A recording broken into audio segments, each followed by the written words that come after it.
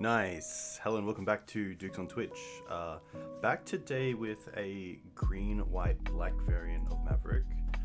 Definitely my favorite to play, definitely my favorite to stream. I think black's pretty well positioned right now with the amount of removal you get with the black splash, which is really nice. I have been wanting to go back to just green, white as a straight build, but it's tough when there's just so many good cards that you get from splashing in Maverick right now. Over the course of last week, I did a small podcast type thing with Mark Strassman, which is really cool, going over green, white, red Maverick, and a few new variants that he has where he splashed blue into a 4-color variant. Obviously doing really well with it, with I believe 5 trophies so far. But this build is green, white, black, whitey splash black, Abrupt Decay in the main deck, Plague Engineer, Kaya, and I'm playing Vraska in the main deck as well. I've been playing against a lot of snow decks, and Vraska is the kind of mid-range value engine that I really want. One of the massive upsides is that it deals with Oko, but sticks around on the field for extra value. So unlike Decay, where you're down a card, Vraska at least you can destroy Oko, and then hopefully tick up from there and start getting some incremental value, which is kind of cool. Vraska is always really nice as well with dealing with kind of late game Noble Hierarchs of Birds of Paradise. You can make some extra value out of them, which is really cool by turning them into a random card. This version is also playing Once Upon a Time. Once Upon a Time, just a nice way to also dig for cards like Plague Engineer. It allows us to keep a little bit more risky, but maybe we can go and find the extra land that we needed, the extra mana dork, or the actual threat like a knight. So one should be pretty fun. And then the sideboard is pretty straightforward. So we have some combo hate in Deafening Silence, which I've been finding really nice. It's a bit of a speed bump. It's not a stop sign, so you do have to back it up with more disruption. But I feel like Maverick can achieve that if given the time that Deafening Silence allows you to actually get, which is nice. So Deafening Silence is really sweet. For Graveyard Hate, we have Bajuka Bulk, just to make Knight that little bit better. Soulguide Lantern and Surgical Extraction. I was playing Fairy Macabre for a little bit because of Once Upon a Time and how it interacts there, but I think Surgical is just so good right now that I'd rather have the Surgical. Force of Vigor I like a lot. Force is a card that I started playing after I lost a lot to the Turn 1 Blood Moon, the Turn 1 Trinisphere type decks. Even against Eldrazi, sometimes Chalice can get them there if you're relying on Swords to Plowshares for removal of their big creatures. So Force has been pretty strong. Choke, just a great card, and a card that I have really enjoyed playing. There are a lot of snow decks with a lot of basics and a lot of Astrolabes, but most of the time they're going for islands first up anyway, so glad to have the chokes there. And then kind of just a creature package here, so Teeg against the unfair decks that I want it. Things like Storm, any sort of Echo deck. Also pretty good against the Khan decks, and also Mono Red Prison. Ramanap for any decks that are not running a snow basic mana base. Knight of Autumn, just another piece of sort of the Swiss Army Knight, as they call them. Something we can get off Green Sun Zenith. It can destroy something, it can just be a beater. It can gain us from life, which is really relevant. And then Kunaros isn't one that I've been playing too much with, but I've seen the dog come up in a few decks, so I'm going to try it out. I was going to play it as a 2-elf, but I couldn't really find space. I think the lifelink in the Menace is going to be pretty cool, so Kunaros will be pretty awesome to play with. Nice. Let's get straight into a league and see how this goes. Looks like a pretty fun list. Legacy League, we're playing Maverick. Play points, nice.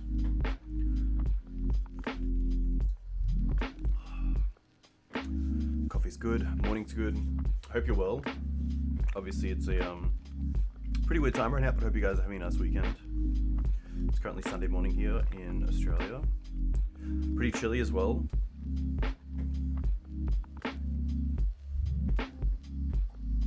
Damn, Tom Hemp, Negator 77 on top with 17 trophies.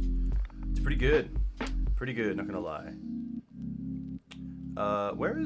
So Strauss Daddy is Mark, so he's up to 6 trophies with Maverick, which is very cool to see. Obviously a very skilled player. And it just goes to show if you put the reps in with Maverick, you can get some really good results. Anzi, JPA, Coke, Newton, Elves. CLB James, nice. Probably Delver.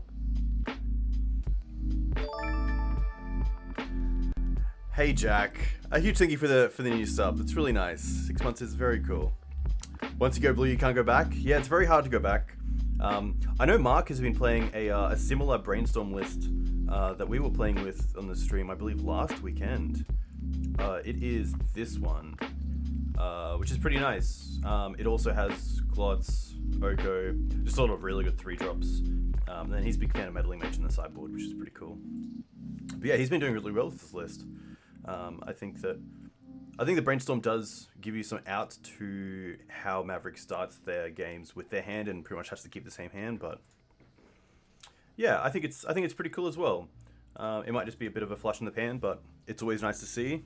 Always home. Welcome. Hope you're well. Fun fact: I am always home when I'm streaming. So there is a better joke there. I just couldn't get to it. Hope you're well. Jack, how you going in Melbourne? You're always home too. How's Melbourne life? Hopefully the lockdown hasn't hit you too bad. Shout out to lockdown.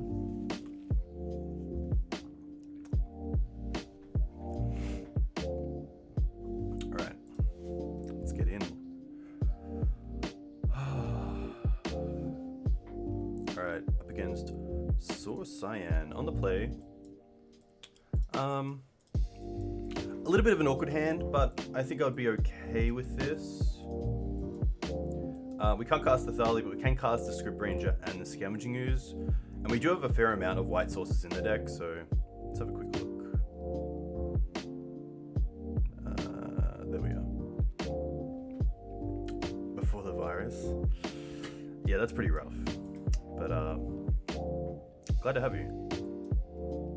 Yeah, so we have the 4 Windsweeps, Verdants. I think I'm okay to keep this. I don't really get punished unless I draw into like another white spell. I think the library is just a little bit too good here. I'm gonna keep this. I want to try to be a little bit less scared of my starts as well. Ooh, okay. So if they have a Port or Bayou start, that's pretty rough. I guess the best draw here is probably Noble Hierarch or Birds of Paradise. Once. Okay, that's pretty good as well. I'm going to cast this first, because maybe I want to get a fetch land if I don't find a Birds or Once. Because then I can play a fetch land turn 1, which plays around... Okay, we get Noble Hierarch, which is nice. Interesting. So I do get blown out by Swords to Plowshares Wasteland if I do go for Noble Hierarch here. Because I'm definitely not going for... This is an interesting one. Yeah, I think Noble is the biggest upside as well. The other thing to maybe think about is that if our opponent untaps and plays Thalia, then we can't play the Sylvan Library. And playing our own Thalia makes the Sylvan Library a 4-drop, which is pretty rough. But I think Noble here is fine. Especially if they're using one of their Swords of Plowshares on the Noble Hierarch, I'm not too unhappy. Yeah, hand's pretty bad. I guess we do have the Questing Beast to kind of counter the Mum, which is nice. And this Sylvan Library is going to do a lot of work because I always find Sylvan Library to be one of the best cards against D&T because it's under your control. You can draw cards whenever you want. D&T is not playing any cards like Swords to like Spirited Labyrinth anymore, so they can't really tax it either.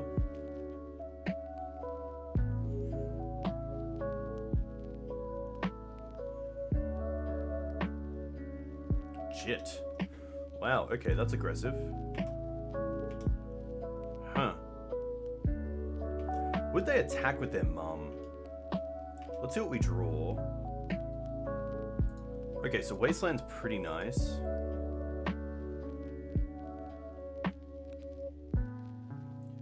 This is an interesting one. I can go with Thalia this turn. Thalia Wasteland their Port. Which means that they can't attack with Jide next turn. Which I think would be pretty bad. I don't want them getting the counters, because then they can take care of our Noble. The Thalia is pretty much dead there. And we can still play the Sylvan Library the following turn anyway. This also keeps them off 3 mana, which is pretty huge. So I think Thalia Wasteland is the play.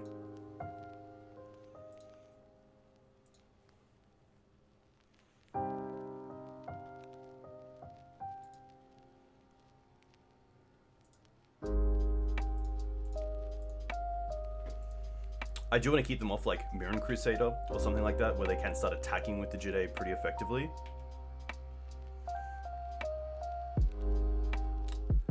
Esper D&T. Is that like Esper Vile? With Meddling Mage, Baleful Strixes. You have a small package of like Peacekeeper.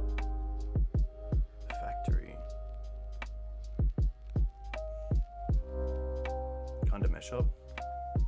The one reason why I liked Wastelanding there as well is that if my opponent had Caracas, they could still equip and send through the...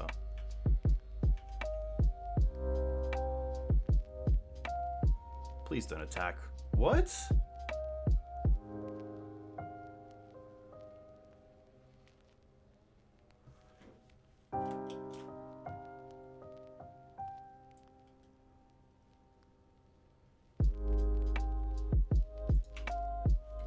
Not too sure what the plan here is.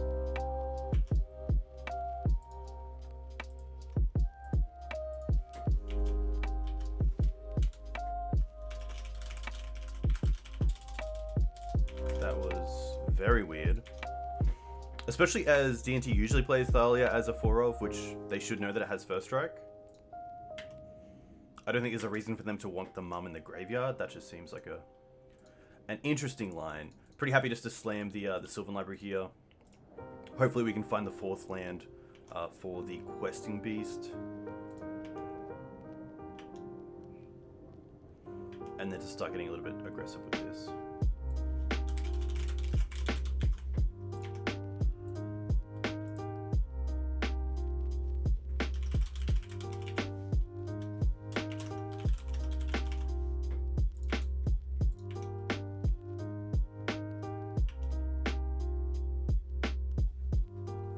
Yeah, exactly. Especially with Jide. Yeah, it doesn't make a lot of sense. Maybe this is a newer player who just isn't too new to the deck.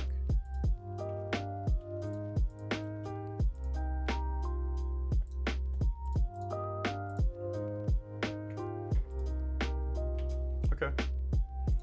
So Mirren's going to be pretty effective. We do have some good outs. We have removal. At worst case, we have Caracas for our own Thalia.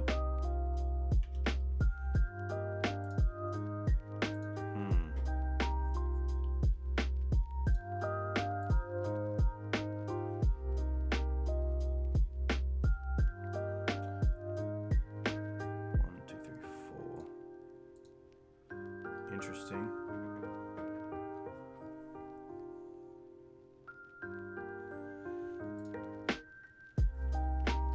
So I can't play the Vraska yet on the Jide because of Thalia.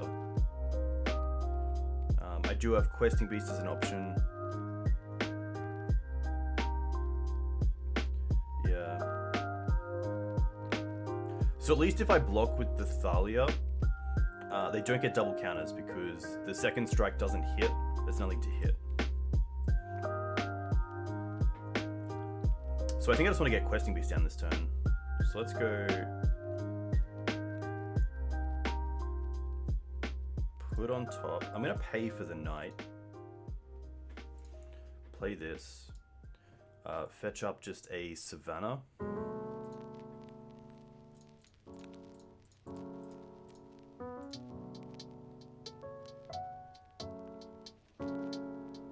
I could attack with both here and see if they block the Mirren, but I don't think they would. To be fair, they might also block the Questing Beast with the Mirren because they think it has double strike, but it won't kill a 5/5 Questing Beast.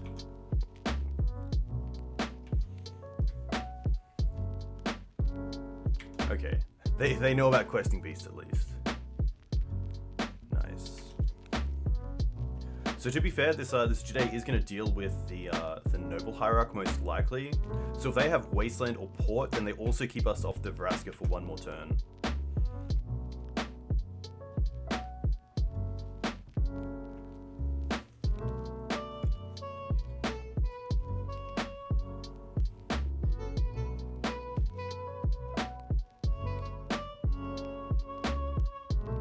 feels okay.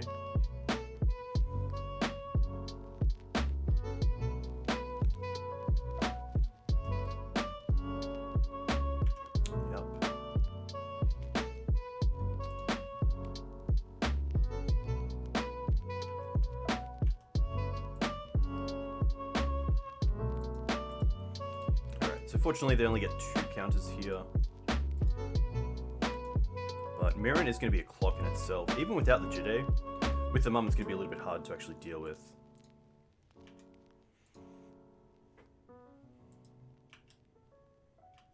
Ah, of course, sorry. First strike kills the Mirren. They trade and then we, get the counters.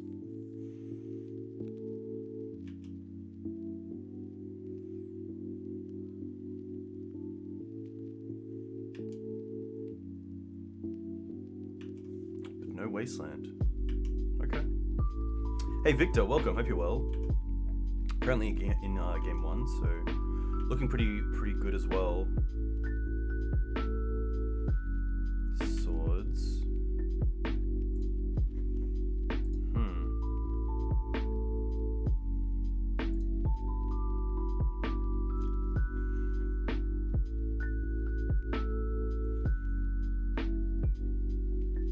Don't draw a land, but at least we can definitely Swords the Mum. That deals with the Mum, which I guess we don't really care about because of the questing beast, but yeah, the only reason that I don't like Green Suns just for 2 or just for 1 is because of the Jide. We're definitely putting this back. We're definitely keeping the sword.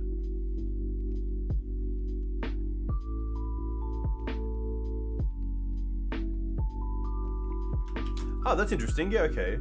So we're at 15. They don't currently have a clock. We could pay for the Green Suns. Oh, sorry. We could pay for the once. Put the Green Suns back.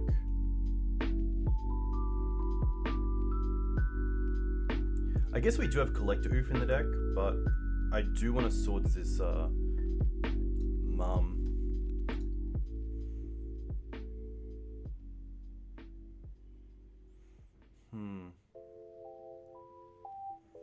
This is a pretty interesting one. It might even be a case of just put on top, pay for this so we can dig. We're definitely going for Swords on Mum. Because I don't want them to untap and then have access to the factory. And then I might just play the Scavenging Ooze as a 2/2. It also plays around Palace Jailer. Just by having the 2 threats.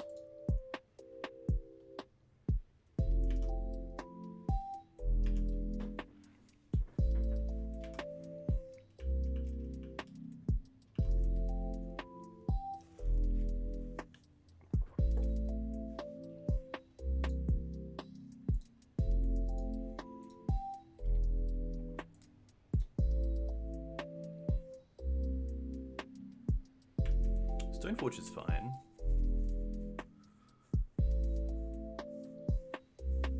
They kind of have to block with this Stoneforge because there are 4 creatures in the bin.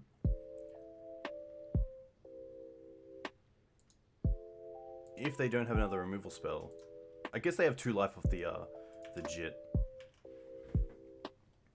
They're also missing land drops, which is pretty huge. It means they can't, like, attack with the factory with the Jit or something.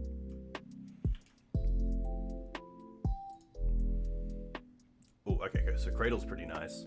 Cradle means we can Swords and Vraska? Okay. Yeah. Put on top. Pay for this. Play this. I probably just don't care about the Jide right now. It's probably a case of just keeping this Swords for as long as possible.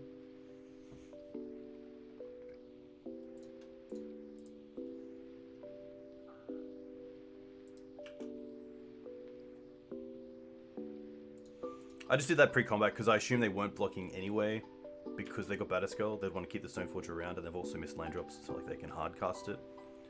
But yeah, tough position for my opponent. Maybe it's just correct there to allow the block.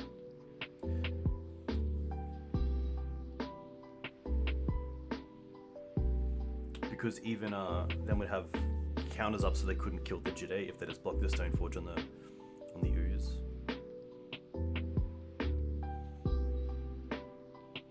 But thankfully, just a little hiccup from our opponent with that block. Nice.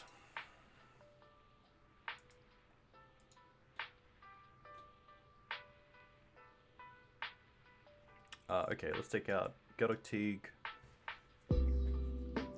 Probably just bringing in these three, to be honest. It's a pretty easy switch. Everything else has merit. Second Library of Vrask is pretty interesting as well, because we'd have the backup anyway. And then even if they try to hold up Stoneforge, we have the sword for Stoneforge, and then we can just tick down on the Germ token the following combat, which is kind of cool. Yeah, I think this is it. Cool.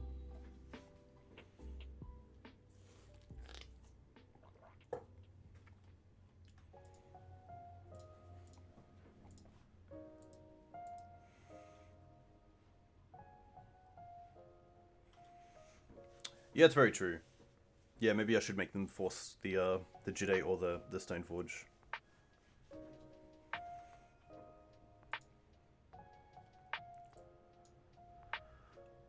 Should play tighter, yeah. Yeah, opponent unfortunate with that attack with the moment of the Thalia.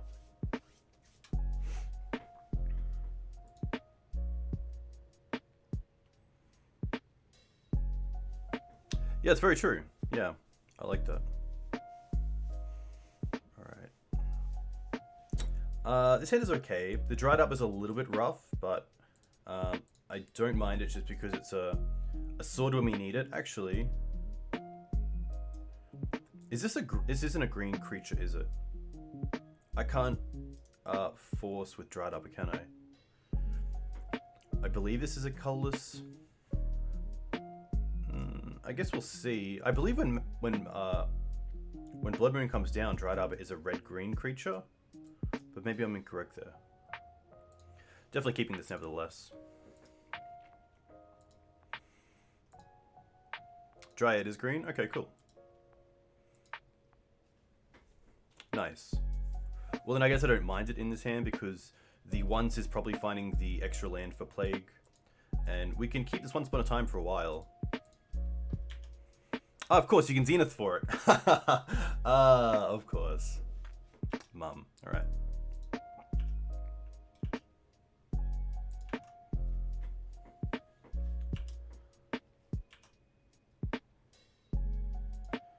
Birds. Okay, birds isn't too bad. The question is, do I care about the swords here? Because of the Plague Engineering most likely naming human, we could just go turn 1 bird, turn 2 Plague Engineer, if the bird resolves. If the bird doesn't get, like, revoked. And then we can keep the Plague for something a little bit... Sorry, keep the sword for something a little bit bigger. Hey Mock, thanks for the follow. Let me know where you're from. If you play Legacy, what you play in Legacy.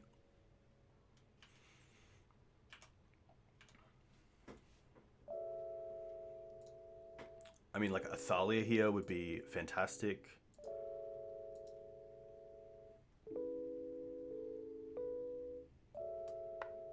Stoneforge. It's still fine. Don't really care about this either because we have the Force of Vigor. And to be fair, the Batterskull in hand means they're going to kind of time walk themselves as well because they want to hold it up.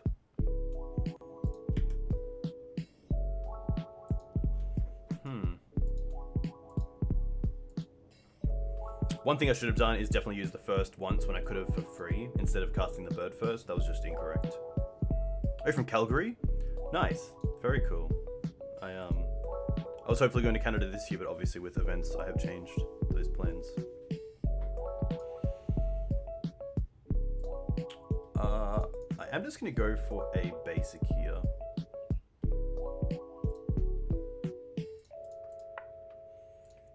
Play engineer. Name human.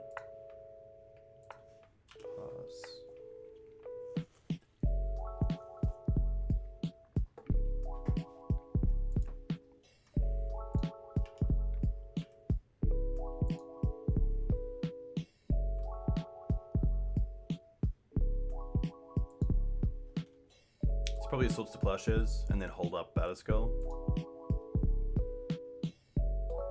No. Okay.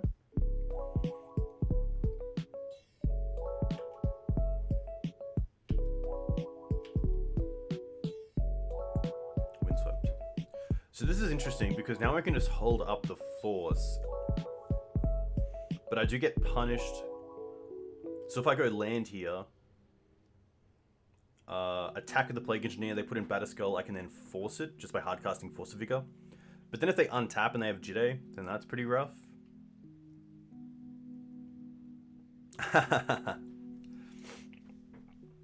Definitely playing this. Maybe there's some incentive to actually greens once upon a time for Wasteland. So when they untap in their turn, they don't have 3 mana to return the Batterskull when I force it. I'm gonna once first. Because that Wasteland play is pretty big. Birds and Verdant. We'll take the Verdant. We'll play the Verdant. And now I'm pretty happy just to pass.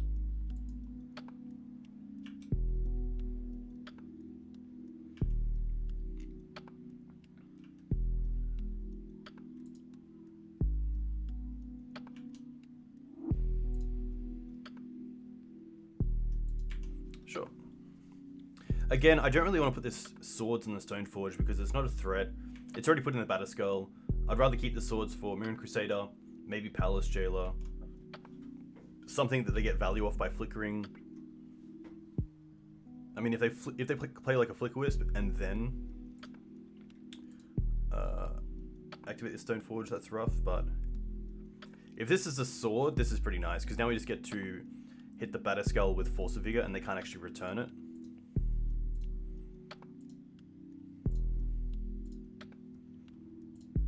And pitch the Dryad Arbor. Dryad Arbor not doing a whole lot either. We've hit our mana really nicely, so...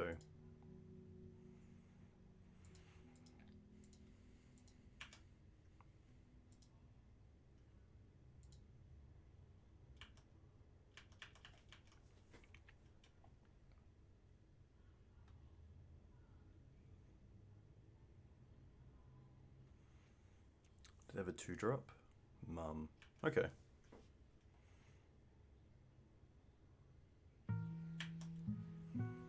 I think opponent might have mulliganed. Let me quickly check. Looks like they multis.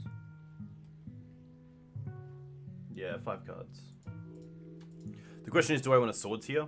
I want a swords if I want to untap and use my mana effectively. It means I can't Green Suns for Questing Beast next turn if I don't swords here. But I think that's fine, to be fair. I think I'd probably just rather get a knight. Because if we draw into Plague Engineer or find Plague Engineer, that's just huge. Bayou. Alright. Go once first. Wasteland's not the worst. It does keep him off a bit of mana. Does leave us with nothing other than the Nurturing Peatland. But I think here we definitely lose this game if they just untap and find the 4th land and play a Palace Jailer. So pretty happy just to Wasteland the Port, take care of the mum here while we can, and then just pass. I could have also once end of turn, that's correct. I guess because I wanted to see an extra card, then I wanted to draw in my turn, but at least we know those lands are on the bottom.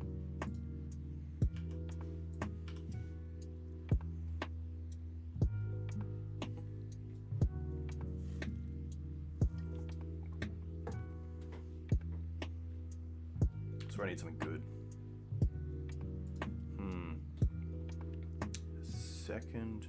I'll play the Wasteland because if they play Port, I don't want them porting in my turn.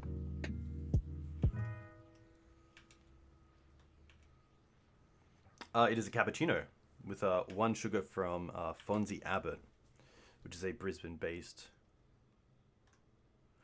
roaster. It's pretty good. Big fan of them. They're just up the road, which is nice.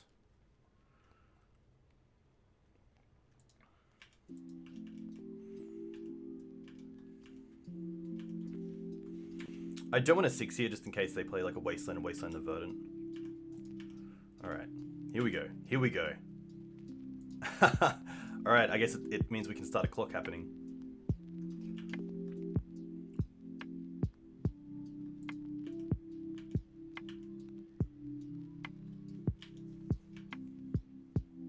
Semi-doxed? Can you explain that please, Jack? I actually know what that means.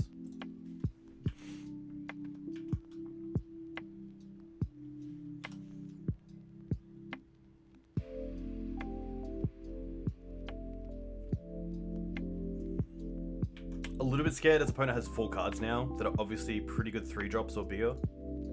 And they just can't cast them.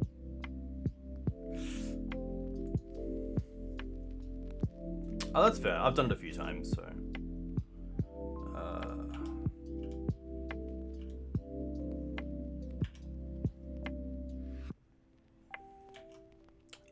I'm going to keep some lands in hand. Just in case my opponent brought in like Cataclysm on the play, I'd probably rather just have these in my hand. I don't think my opponent is at a stage where they want to cast Cataclysm, but it's worth noting.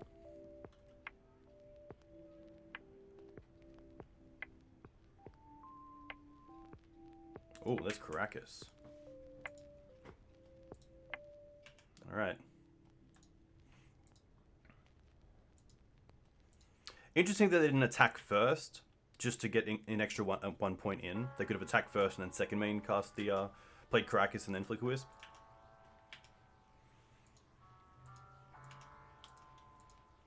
Might as well wait till my turn to see if we can draw into something.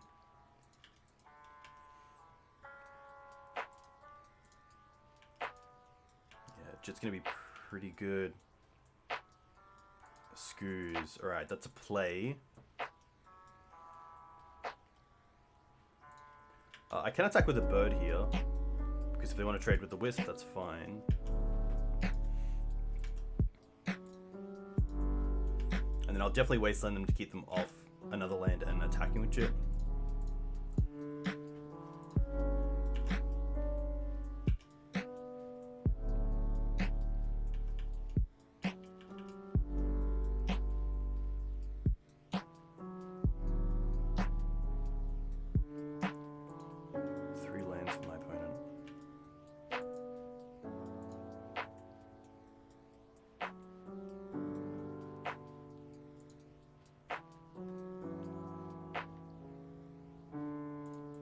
Just gonna eat their Mother of Runes here. There's no other creatures, so might as well 6 just to save some time.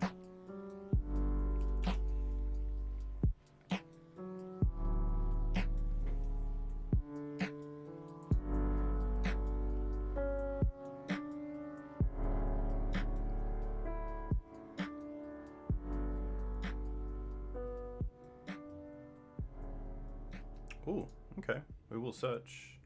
Oh, we don't have one? Interesting, I must have taken out the third one. Alright. Oh, okay. That's a start. Classic.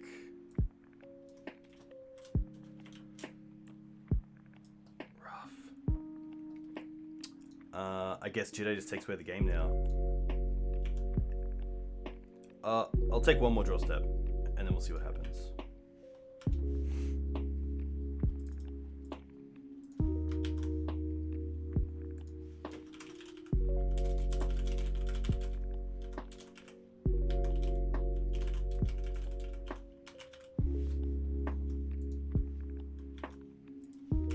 Yeah, it's fair. You get that sometimes, unfortunately.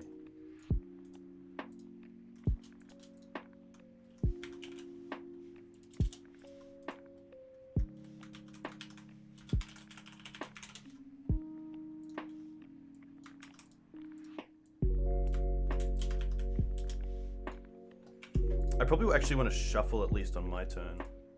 Brainstorm never whiffs.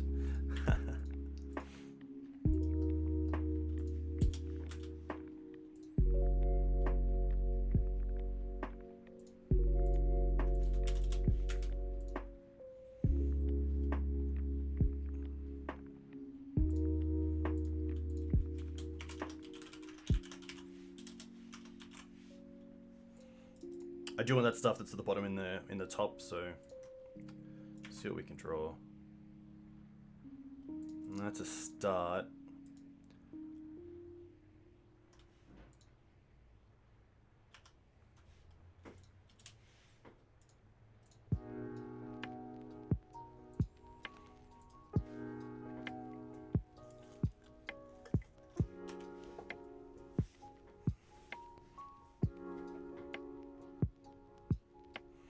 Yeah, Brainstorm would be pretty sweet here. Mum's pretty good.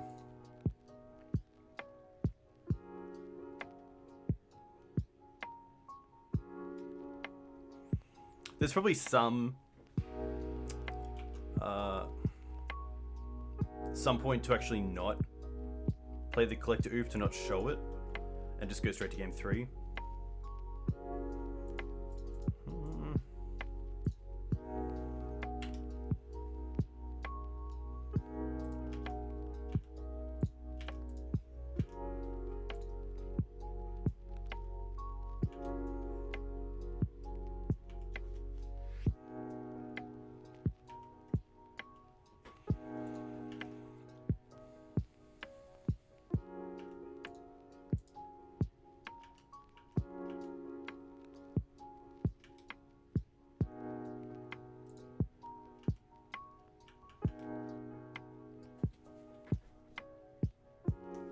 Hey Jitesh, how'd you enjoy Highlander yesterday?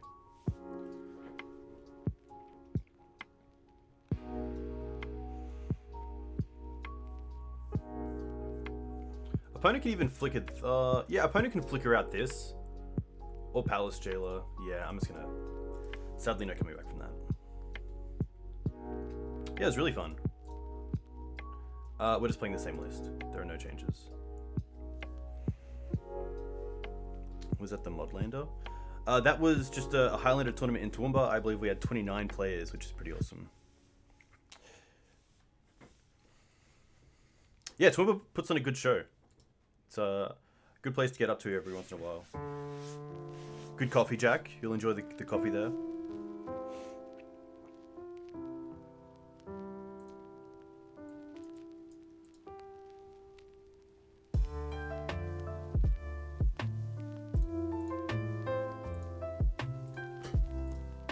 Do only have 10 minutes for this match as well, which D&T can be pretty grindy to play against, so hopefully we have a nice start. Hey Reeple, welcome. Haha, nice. Yeah, it's pretty good. I think they're probably one of the best prison brewers, which is nice. I assume there's no issues with getting things like in and out of Victoria via mail. Maybe a little bit slower, but that's probably it.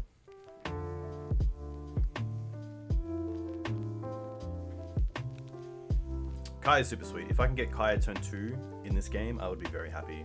Dealing with Mum or Aether Vial, which is pretty sweet.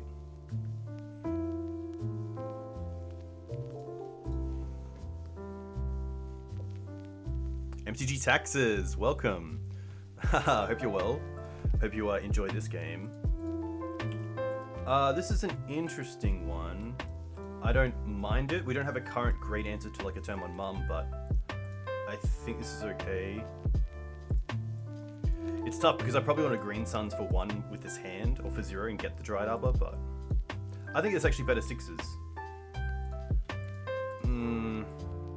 Isn't really it, but we'll keep. And I'm gonna bottom the play. I'm gonna bottom the Forest because I did see them. They had Path in their deck, so I might once first because just getting a turn 1 Matador can be pretty nice. Knight of the Reliquary. Alright. Hopefully not too slow.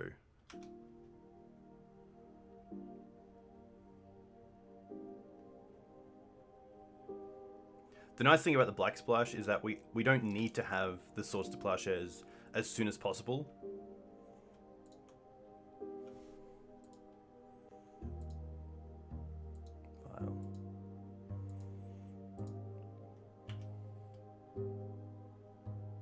Ooh, Plagues. Plague's nice. Alright. I kind of want to deal with this Vial ASAP, but I also just feel like I need to get double value off this Force. Opponent did lead with Port, which is interesting.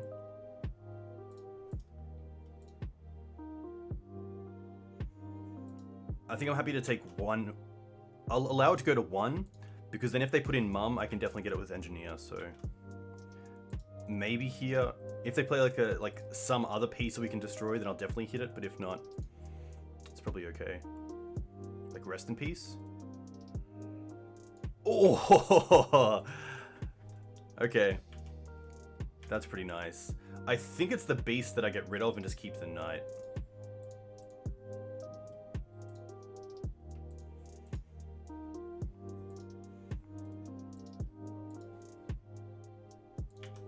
And this is more than fine because luckily we have the Plague Engineer as well.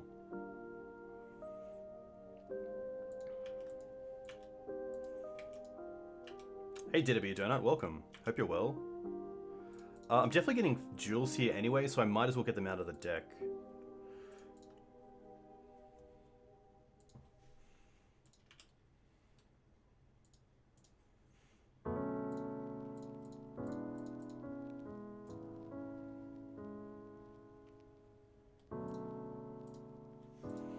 There's probably also consideration not to go with the Plague straight up and play the Knight because they don't currently have a clock or a way to take us off. I guess if they have like Wasteland and Port, it can be pretty rough. Hey, GWB Donut, a huge thank you. Very nice. Congratulations on your 12-month badge. Very cool. Very, very cool. Another Vial. Okay, that's pretty great. Let's get this going. Scoos. Let's just play Knight and then attack for 2.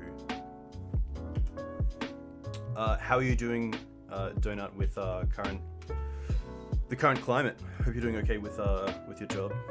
Getting out to some paper magic, hopefully.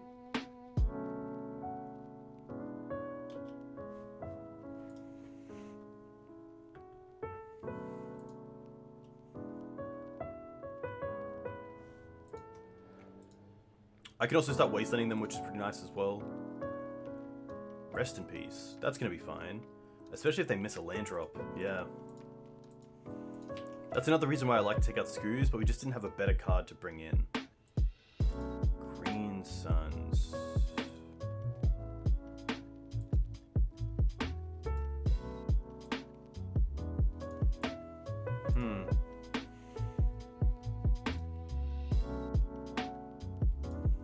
Float a green. Oof seems pretty good as well. Yeah, okay, Oof seems really good. That's a great one, episode 25.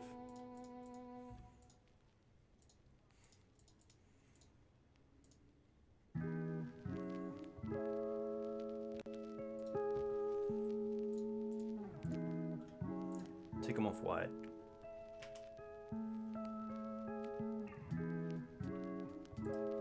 This is how Magic is intended.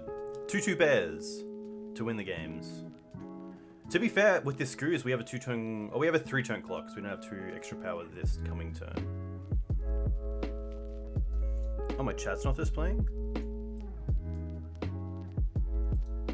Oh, that's really weird.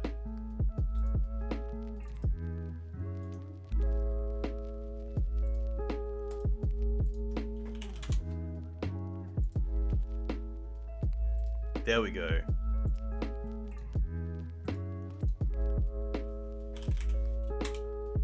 Nice. Apologies, guys. That's the banter is what makes it awesome. The chat is better than the stream sometimes. Wasteland. Okay. They probably want to port us and not wasteland us.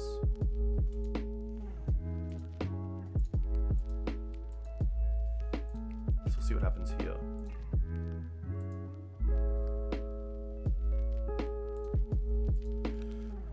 Huh.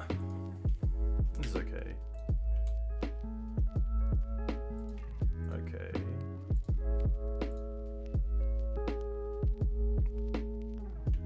I think we just attack for 6 here, put him to 10.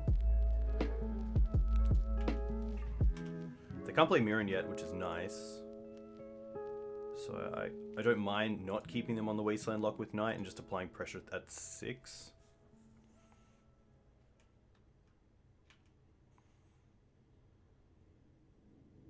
They can't play Flicker Wisp either. Haha, not at all, Jack. Your comments are more than welcome. Usually showing good insight as well, so I do enjoy it. I just wish I knew the insight before I made the wrong choice. Okay. Pretty tough for my opponent. I think that Maverick with the Black Splash there obviously has the better matchup with the amount of removal we have. The Vile starts, like Vile Port can be pretty rough, but otherwise pretty happy to play D&T any day of the week, which is nice.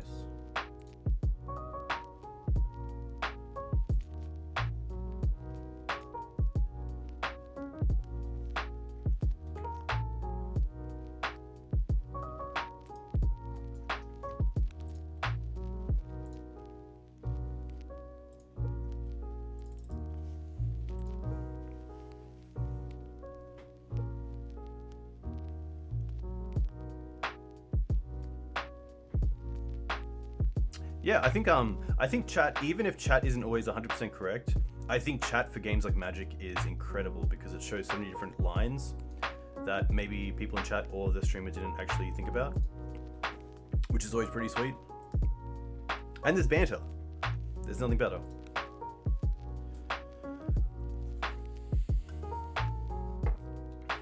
This hand is okay. Has a little bit of everything. I'm gonna keep it. Oh, Maverick versus 4-color Loam. That's an interesting one. Exactly.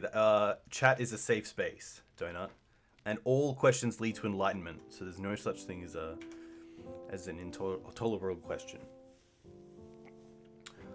This might be Elves. Okay. Interesting. 4-color is interesting. I think 4-color can run away with the games where they play a turn 1 Bob and you can't answer it straight up. Their Mox Diamond draws are probably a little bit worse than our Manadork draws. We don't rely on the graveyard as much. Yeah, Mox Diamond's an interesting one because we do have the... If they play a double Mox Diamond start, we do have Collector Oof to really slow them down. We do have Swords to Plowshares, which usually they don't until post-board, which is pretty nice. I'm going to once first.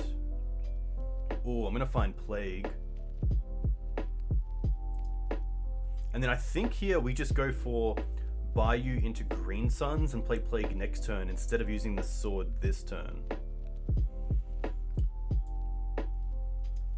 Yeah, I think that's okay. I probably should have led on Savannah to just save the Bayou from anything, any sort of shenanigans. Yeah, I think that that 4-color definitely has the better combo matchup in at least game 1 because you do have the turn 1 play of either Chalice for 1 or Chalice for 0. Planeswalkers are also pretty good, but Visionary, draw a card. They've already played a land for turn. That is passing? Wow, okay.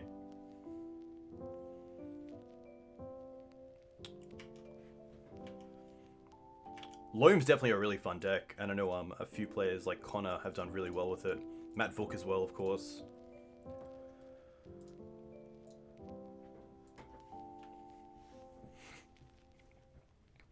I do like 4-color. I find that the mana is pretty rough and something you have to really know how to navigate because you do have cards like Cabal Pit, Maze of Ith, Wasteland, of course. Especially the 4-color versions with blue does make Mox Diamond a little bit better, but otherwise it's pretty rough.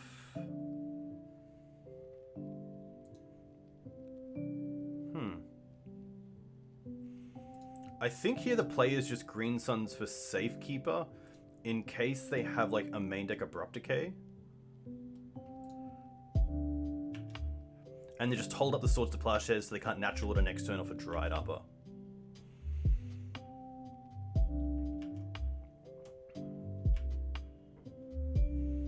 So if they end step Dried Arbor, I'm pretty happy to get it. Because then they can't even... Maybe I should do it in their upkeep, because then like Script Ranger shenanigans if they're playing this this banned natural order deck.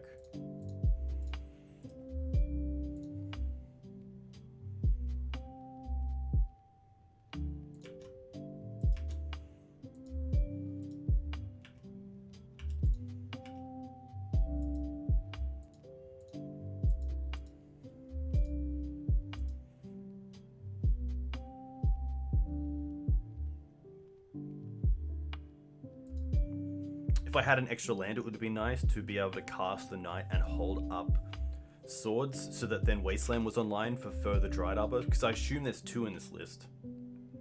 Oh, perfect. Doesn't get much better than that. So let's go for an attack first.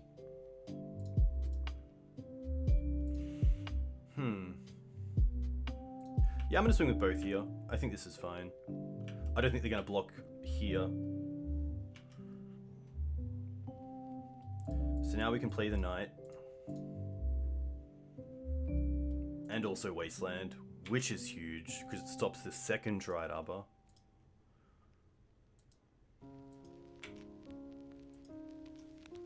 Hey Matsol, very cool to see you.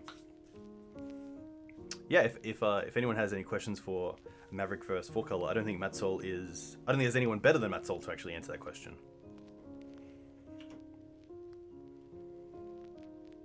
Yeah, playing the Wasteland just in case, that's fair enough. Oh, no. Oh, I was talking to you guys. Please don't natural order. Please don't natural order. Oh my gosh. Oh. Oh.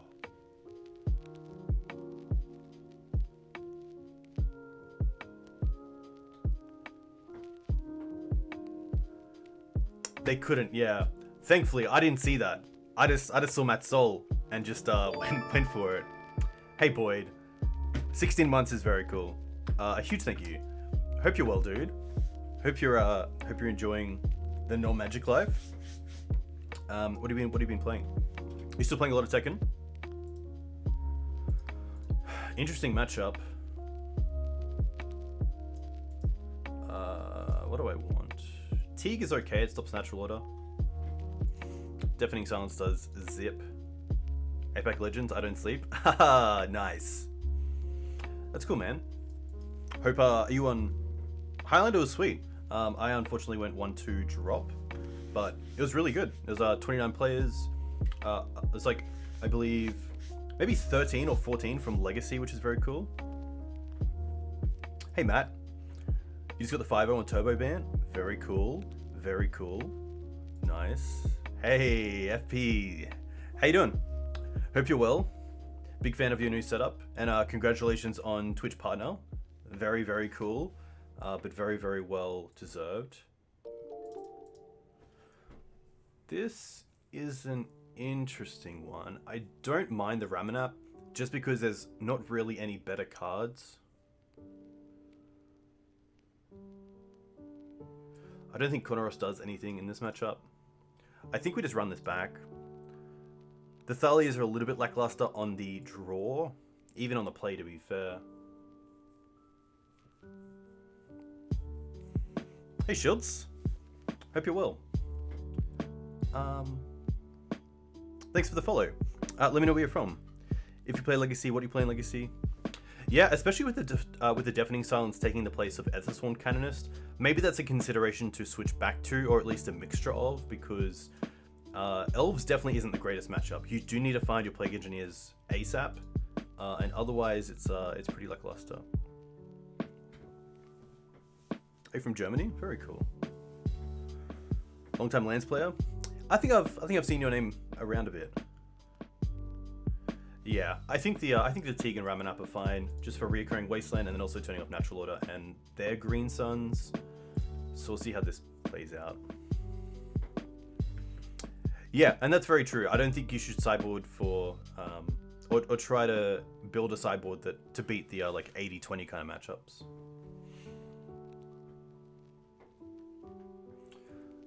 This is interesting. It is a one-lander. It doesn't have Once Upon a Time. You do have interaction with Swords to Plowshares. We do have some acceleration with Green Suns for Triad Arbor. Script Ranger, once we get to 2 mana, means we can pretty effectively use our mana, which is nice.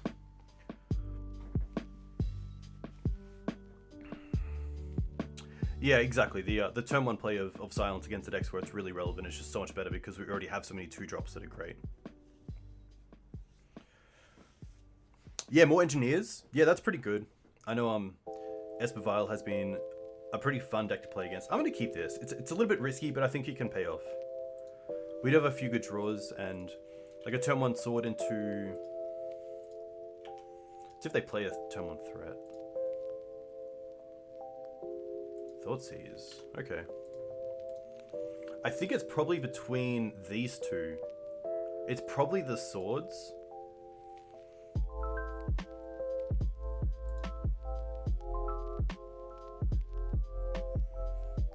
Yeah, Gobos is the turbo variant of Gobos is pretty hard to deal with.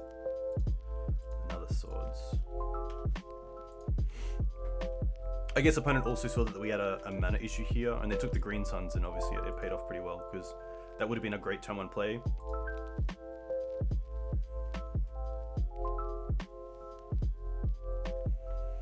Thoughts on cutting somehow for some of the Planeswalkers for Finale of Devastation? I have played around with Finale. I've also played around with Fiend Hunter, which is pretty good. It kind of adds to Maverick a little bit better because it's a piece of disruption itself, and it also pressures your opponent, which is great. Now this is an interesting one. It looks like my opponent is just holding up Triad Arbor, which I probably don't mind just holding up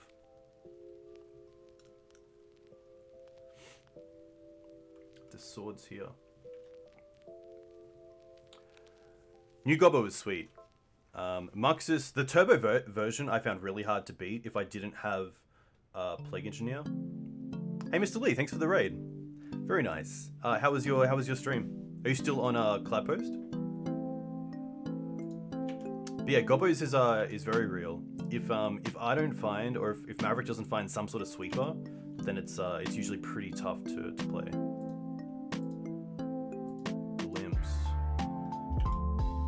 Glimpse is fine.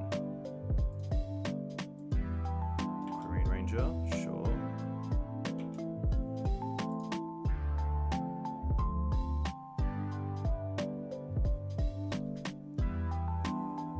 Thank you. Yeah, we're currently up a game against Elves in match 2, but Glimpse is always pretty scary. Looks like my opponent's having a think about what they want to do. Maybe they tried to draw into Cradle, but now they have to think about returning a Forest.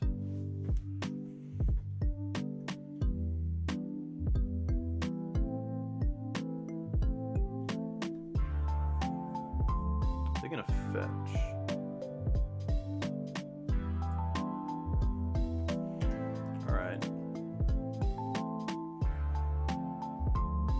I assume it's Dryad? Just a forest. Nettle. Nettle's gonna be fine. Waiting for a creature that I care about, and it's not one here. Huh.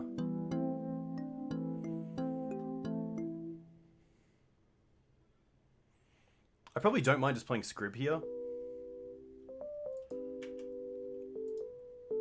And then next turn cast Gaddock Teeg. Because I can replay the Savannah anyway. This also gives me access to 3 mana no matter what next turn. Birds.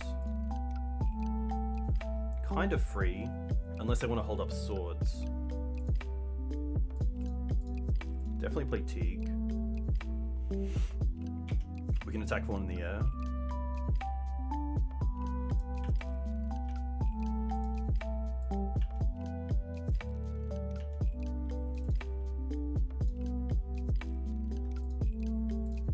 Return this. Play this.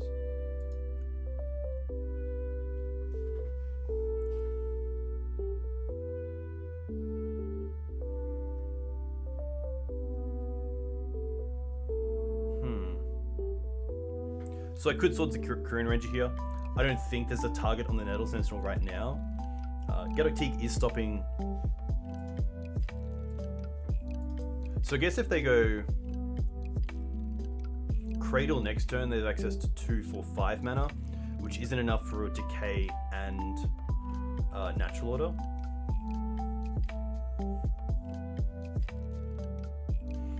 Yeah, there is a bunch of mana next turn if I do play the birds.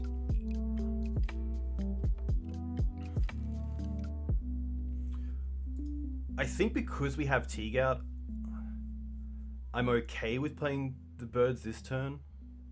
It is a bit risky, but it's a case of also not playing to lose, but playing to win. And if they don't really build out a board that Sword Splashes is that great against, then you think the bird is low risk? Yeah, I think building up my mana is fine. Hopefully.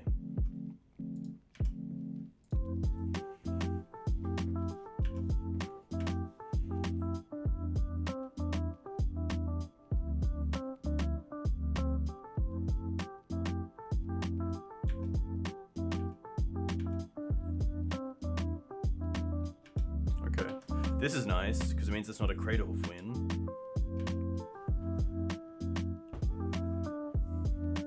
Why didn't I play the Teeg before? I think because I wanted to keep up the swords just in case.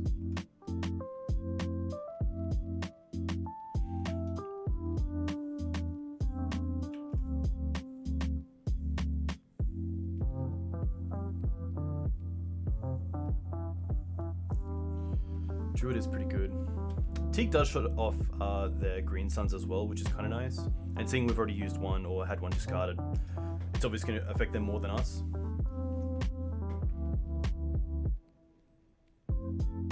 There's Decay.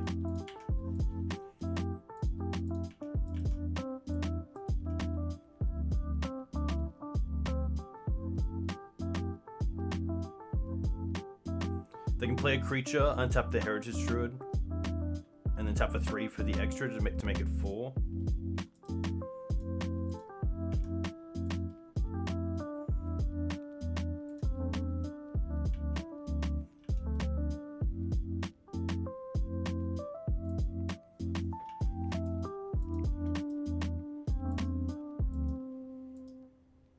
I believe they would be on the Progenitor's Plant. Especially how they're playing out this turn.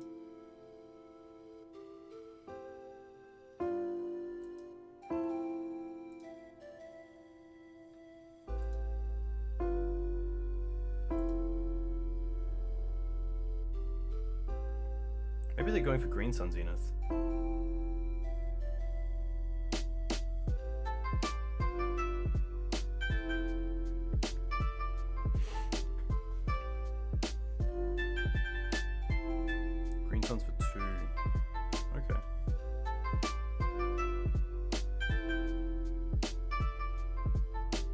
Playing Nettle Sentinels, they're not playing the Elvish Reclaimer version, which is something to at least note.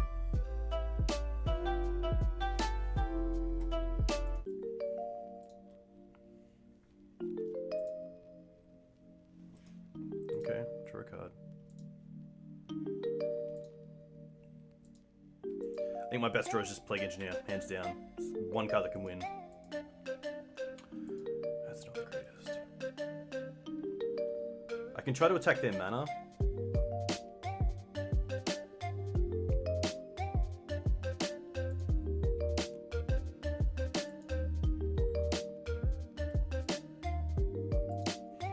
So if I don't use swords on either of the Quirion ranges, then the Bayou can be returned in response to the Wasteland.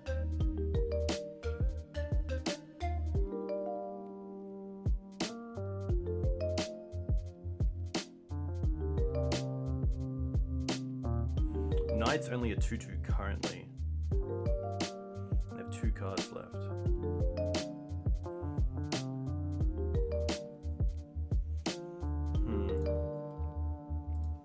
I could go after the Elvish Visionary as well if they do.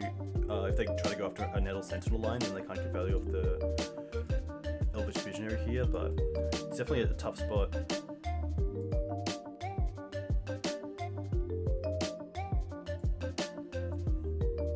think it's the Heritage Druid here that I don't like the most. But if I'm going after one Korean Ranger, I kind of want to go after both.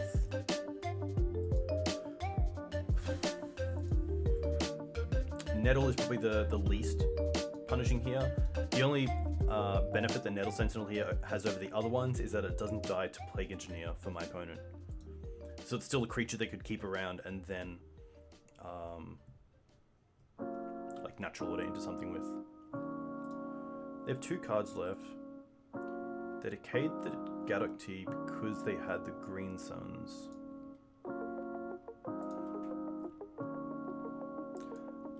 I don't think Wasteland is correct if I'm keeping them with the Heritage Druid. Yeah, so I think it is Heritage Druid and Visionary.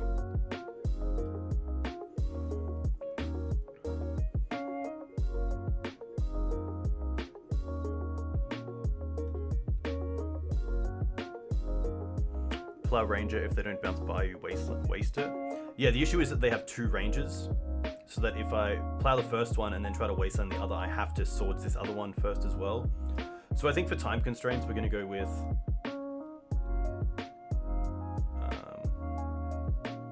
I guess we can play the Knight as well.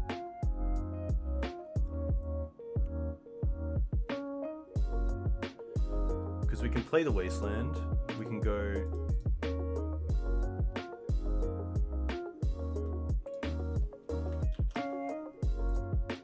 Yeah, okay, we can use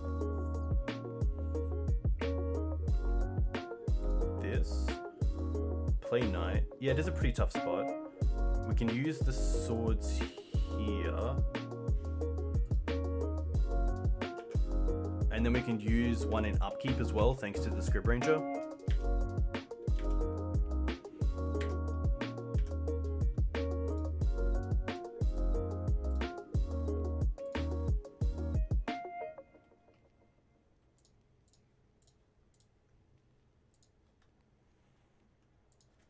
Alright, and now we 6. Yeah, it's pretty tough.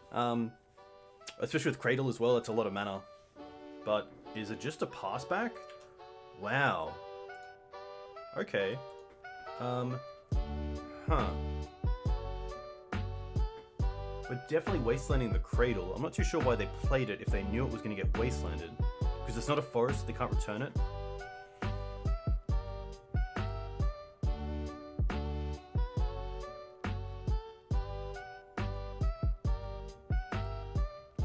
I think I want to draw a card first. So let's go Floater White. Play Scrub. Yeah, they could have multiple Cradles, so I definitely want to take them off one. So they can't have 2 in the same turn. Draw off the Peatland. Ramanap. Okay, interesting. We can play a land for turn. We can waste this Cradle.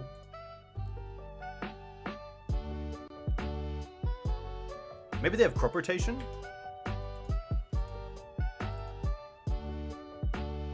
Either way, we're floating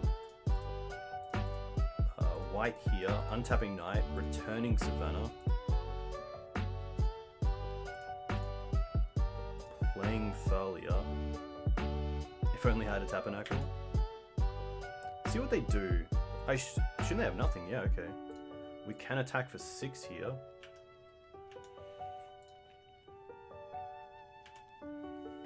I mean, we're on the path of just beat down. We don't have anything for them, so we can't really do anything, unfortunately.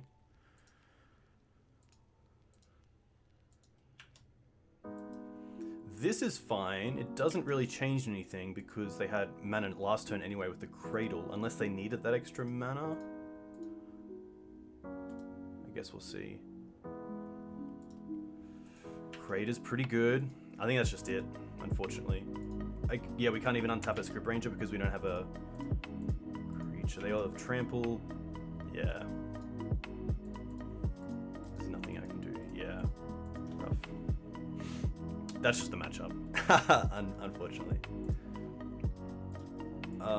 Boarding, probably just the same, let's be fair. Yeah.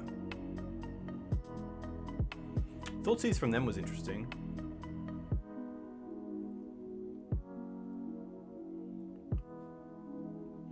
Yeah.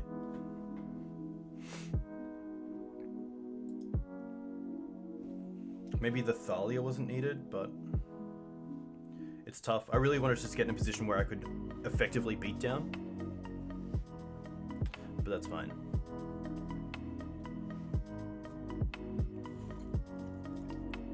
Ooh, that's cold.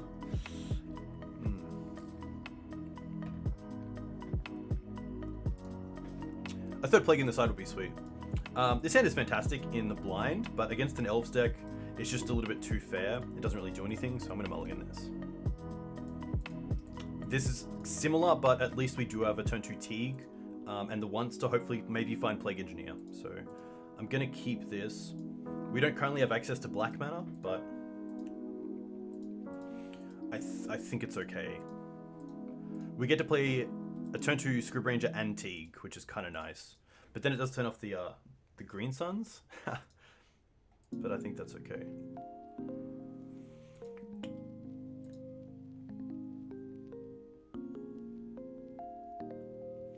I wonder if it's the Green Suns that I drop here and just make sure that I have access to the once. Because outside of Teeg, there's not really something that I would want to be fetching with Green Suns. It's really a case of just getting lucky and finding Plague with once, and then also finding a black source as well. So I'm going to keep this and bottom the Green Suns.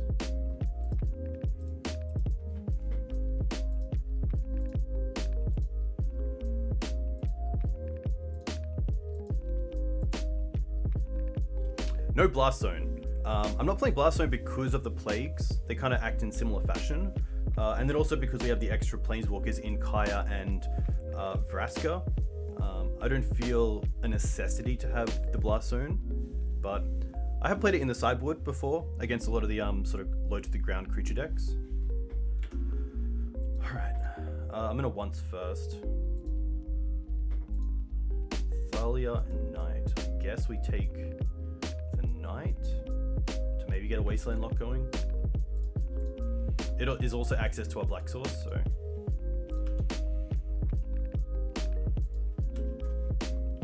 Blast Zone as well was just a little bit tough on the mana base sometimes, especially the hands where you draw both Wasteland and Blast Zone. Thoughtseize, I assume he just taking the Gaddock Teeg.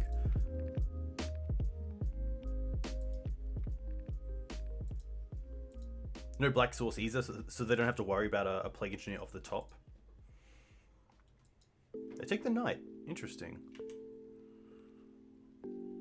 Ramanap. Alright, let's go for Scribranger. Untap this, return this. And now I can play Teeg.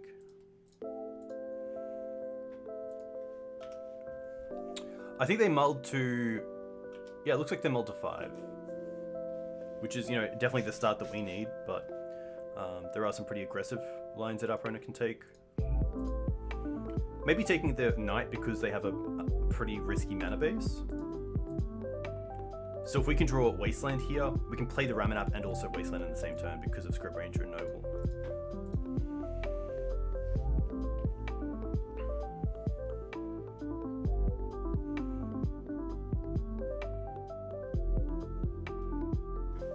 I don't want Elves, okay. They miss a land drop, wow. Peat land, okay.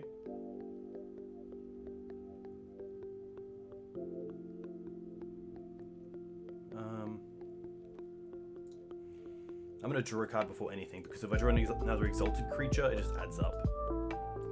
Knight. Oh, that's pretty cool. Can't cast it.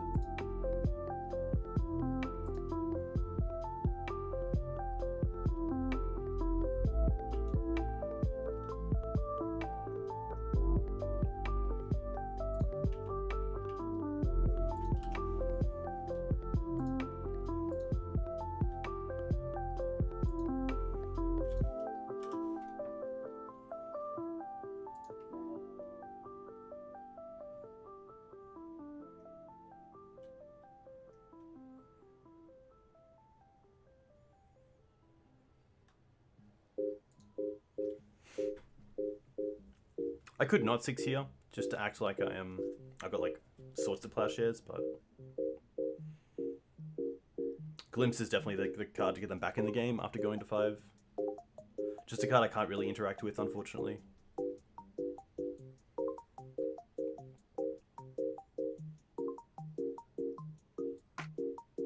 But yeah, I think a third Plague in the board would be pretty nice.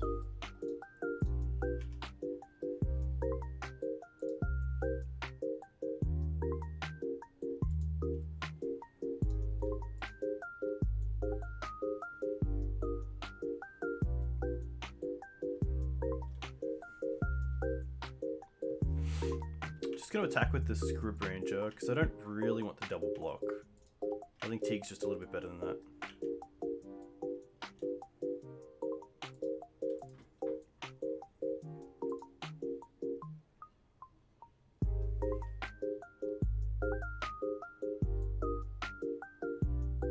And then it might just be Knight here to try to get them off.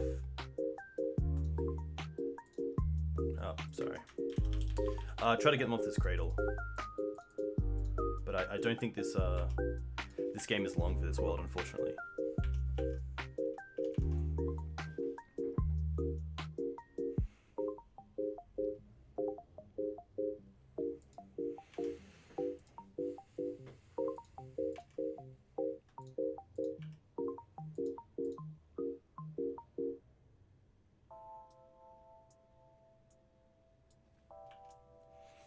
Another Visionary is pretty good.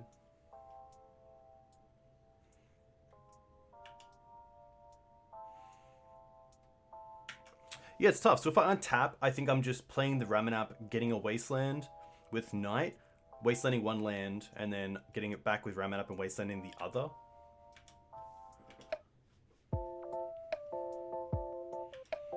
I do have access to Cradle, which doesn't mean a whole lot because Green Suns is off the table.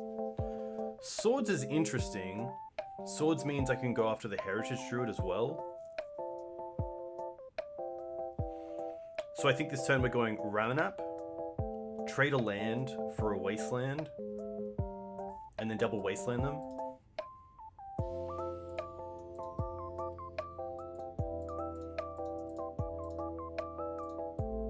I could try to draw into Plague Engineer, but I think this plan is fine as well.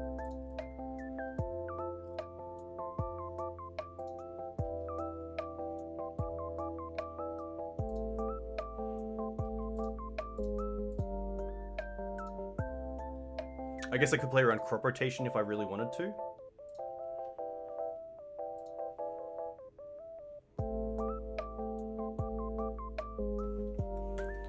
Maybe it's better just to keep this around for now. Maybe it's better to do it in upkeep.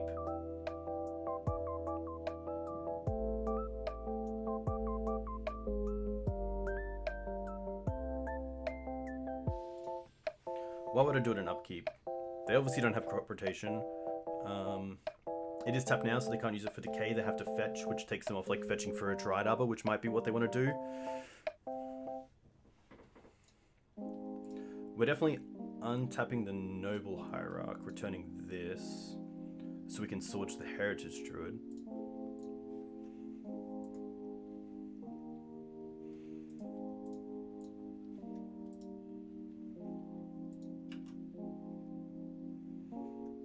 Attack for 2 in the air. And just hope this is enough.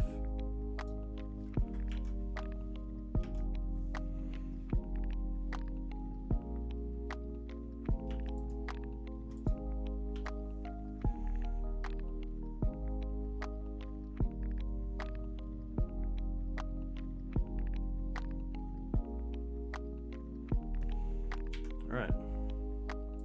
Dried Arbor.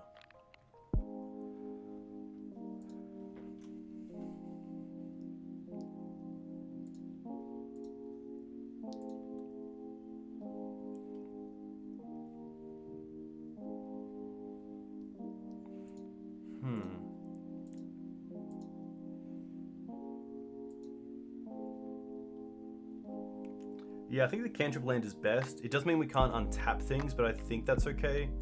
We're definitely losing to like Cradle into creature future.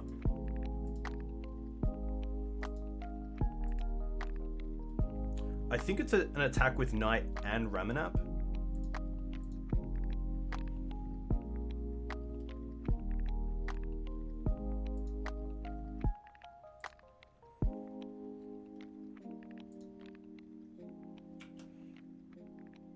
I think I'm happy to trade this even with just the Nettle Sentinel if they do double block. Just to put them in at least like a turn 2 clock. A 2-turn clock. And this Knight will be a 5/5 because we can just sack this Peatland at any moment.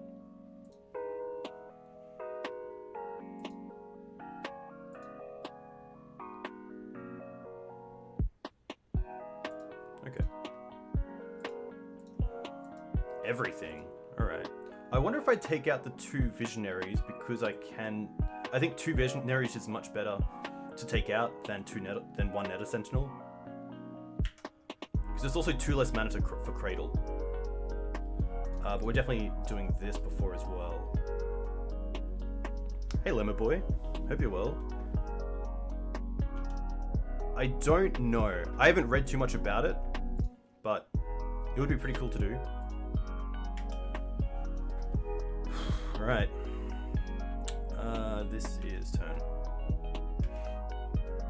Delvering you all that series.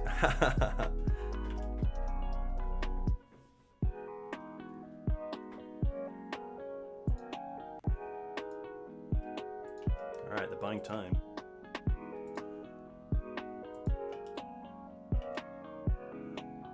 Yeah, nice. I think you did pretty well in it. Green Suns is dead because of this. So what do I want to do here? I think it's dried up on myself. Actually, no, because I want to play the extra Knight.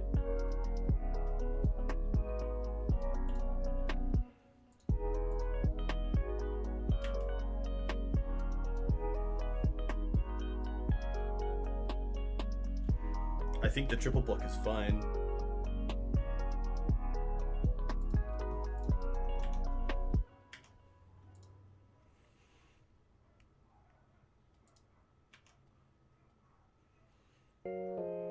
Nice. And now we can play the second Knight. Untap this, return this. Play Knight. Alright.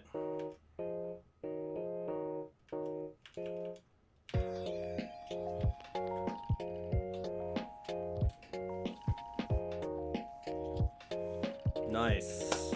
Always nice to beat Elves. Especially when we don't find the engineers, so it does like show that the fair game does help, but obviously our opponent was a little bit unlucky going to 5 and then the glimpse not being the greatest, but yeah, really nice to get up, especially with just Night beats, which is kind of cool. I'm going to the bathroom real quickly, and then I'll be back in 2 seconds.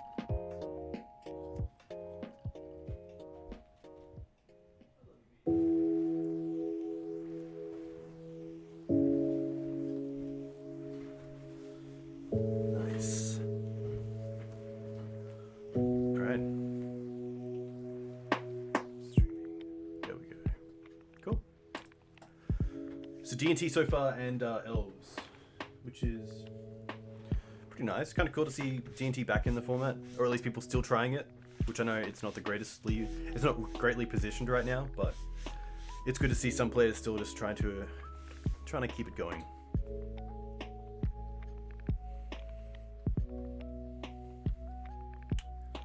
Dreadhorde Arcanist. Get that out of my chat.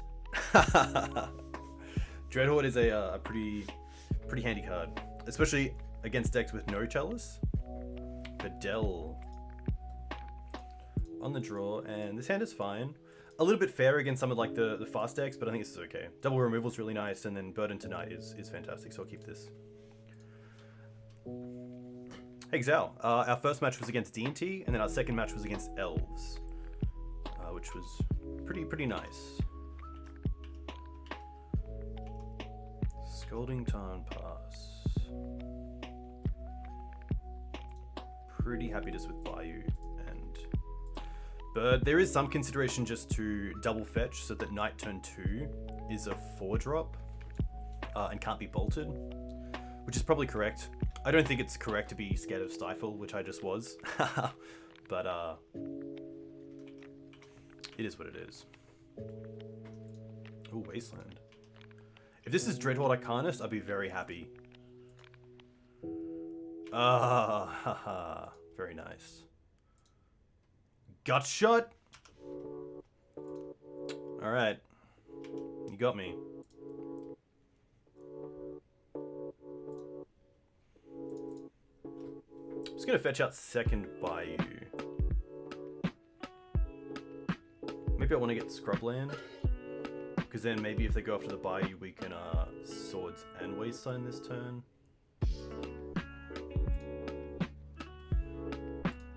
I'm definitely just going for Decay here before they even attack.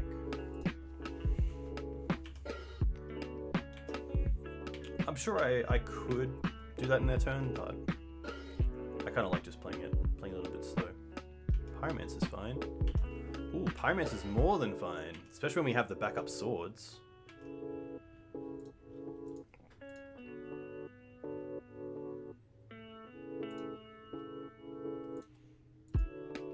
I'm gonna Wasteland first, so they can't even daze, which I assume they wouldn't anyway.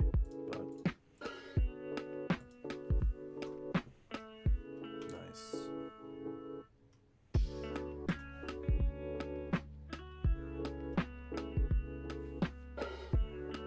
Wasteland is more than fine. Oof.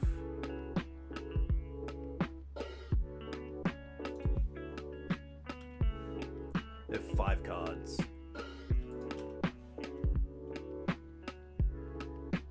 Oof, okay. Let's see the force check. Nice. That's pretty sweet. Without a Dreadhorde Arcanist, they don't have a great way to deal with the Knight. Yeah, they're just going to concede.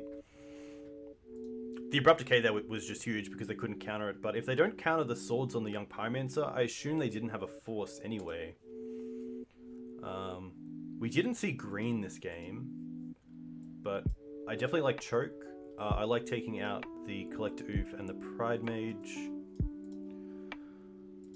I don't mind Ramanap, just as a bit of a grindy card.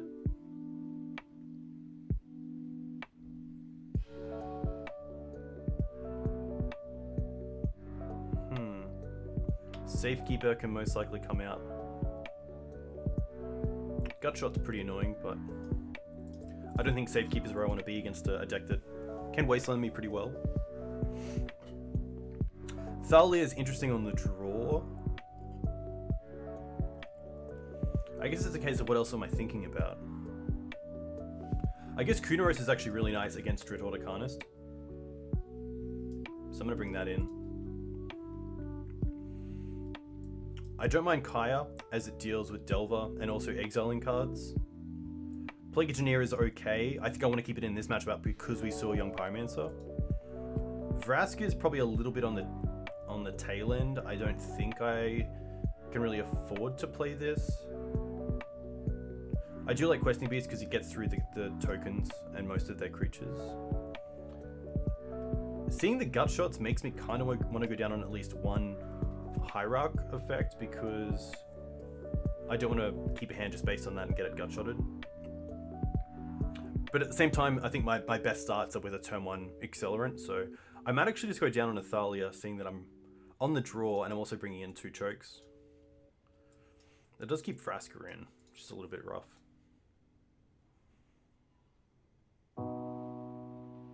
Soul Guide's interesting as well. I'm going to see how Soul Guide goes.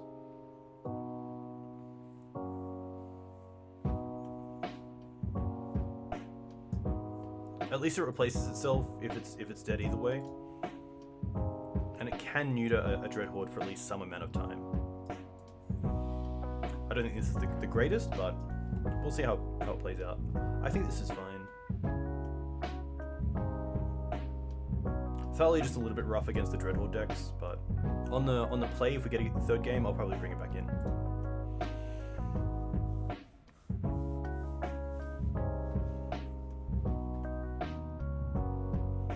I want to see like 3 mana, a bird, and a removal spell, or something like that. 3 mana, a bird, and a removal spell. Yes. Okay.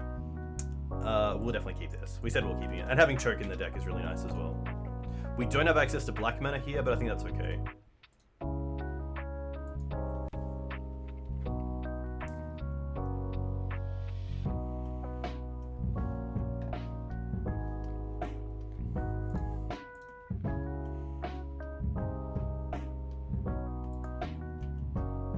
Oh, just a pass. I wonder if this is a Stifle variant because of Young Pyromancer. I'm still just happy to go turn 1 Noble.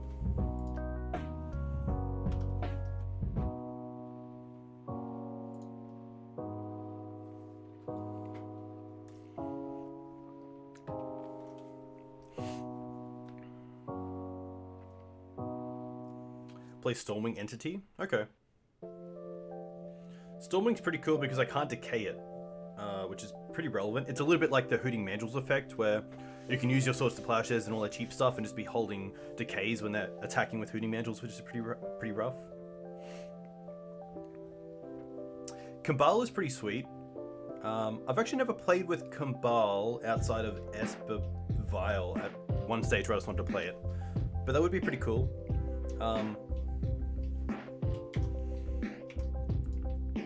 Yeah, it does seem a bit better than Teeg. That's definitely very true. Young Pyromancer, okay.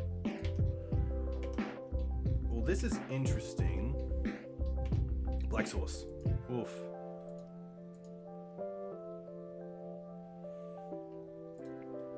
I think here it's just waste Volk, 2nd Noble, and attack for 2.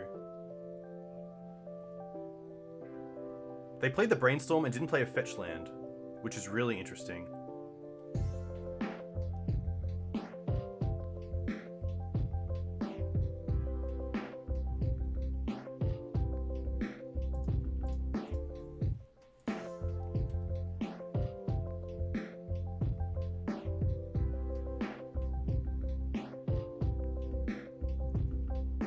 Okay.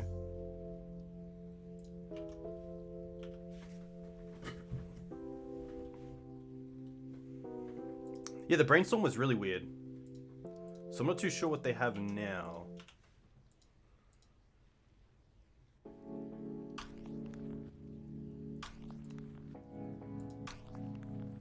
Please no Blazing Volley one time. Blazing Volley would be pretty sweet. It's gonna be an island. Delver, okay.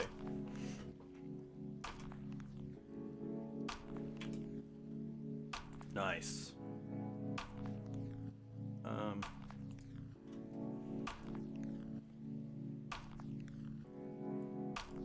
They had the fetch though.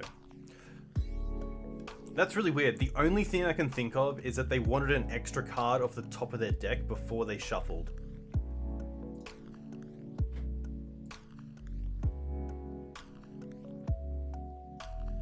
They're down to 4. I don't mind just choke here, but the Delver and the Young Pyromancer are a bit of an issue. I don't really want to put this this Bayou in the limelight of another Wasteland, so I don't mind going Krakus Choke, but it just means next turn we can't go Decay if we draw another Black Source.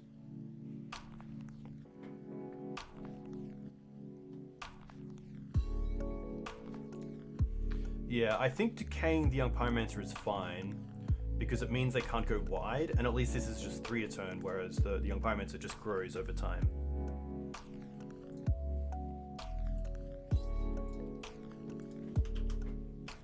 Guess we might as well attack first.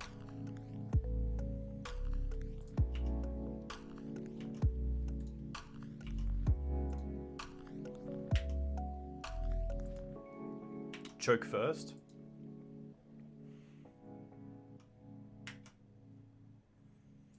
I'm gonna see how the decay first goes, and then next turn we can see how it plays out.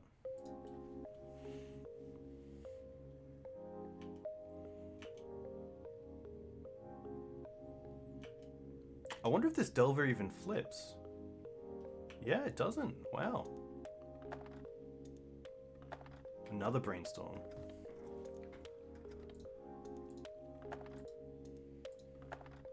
Okay.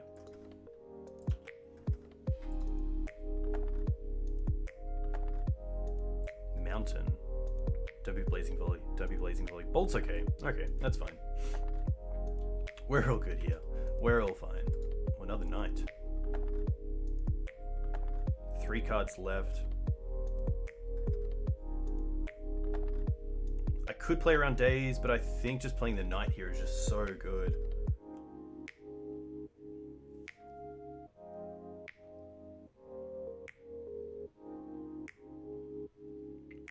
Yeah, I'm going to be a little bit greedy here and just go for Knight, because I really want to get at least some pressure on board. Okay. I do like the choke as well. I just want to try to keep the chokers like a little bit of... Play something else that baits first. No flip. Wasteland. Waste is pretty good. Probably another reason to go for the, yeah, the decay first.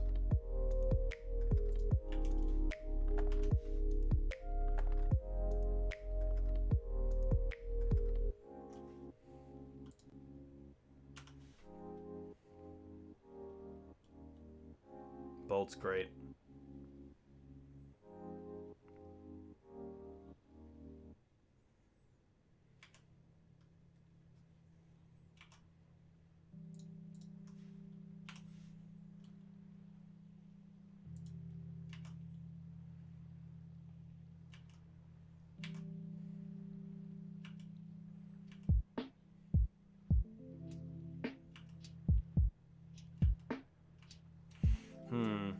Tricky spot. Have to draw land here. Yeah. No.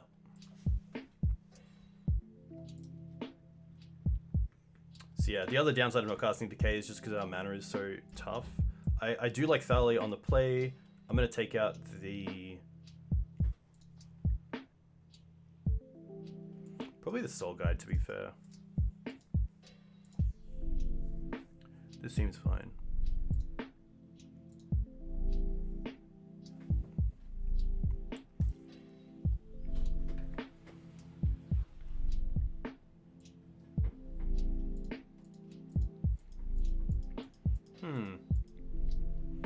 Okay.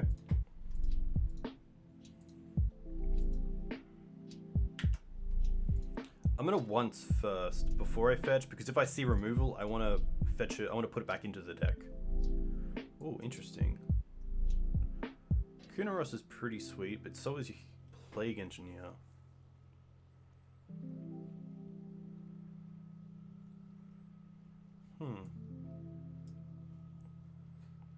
I guess Scooz kind of answers Dreadhorde Arcanist right now. It doesn't answer Bolt. Plague does stop go wide, but I think Kunaros is just kind of the better play here. I'm going to use the Verdant to go and get a Savannah. Play the Noble Hierarch.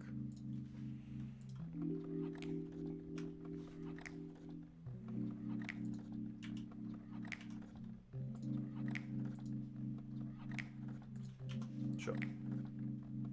Oh, if we can draw Cradle, we can Hex Drinker straight away. We don't. I'm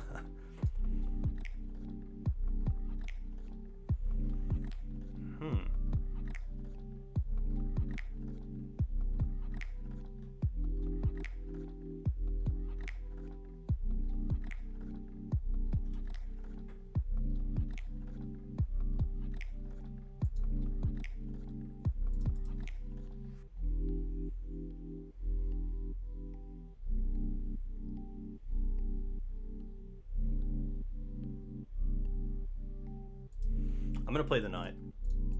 It's a 4/4, which is great, so it plays around Bolt. And if they daze it, that's fine. We have many more threats to hopefully come down.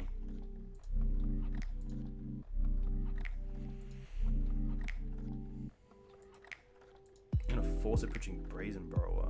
Okay.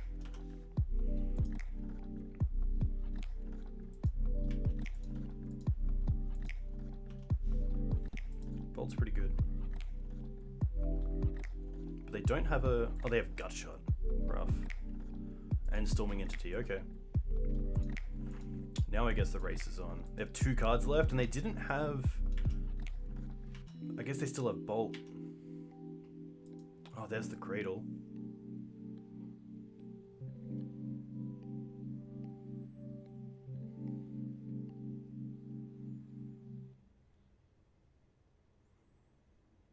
I'm gonna go with Kunaros.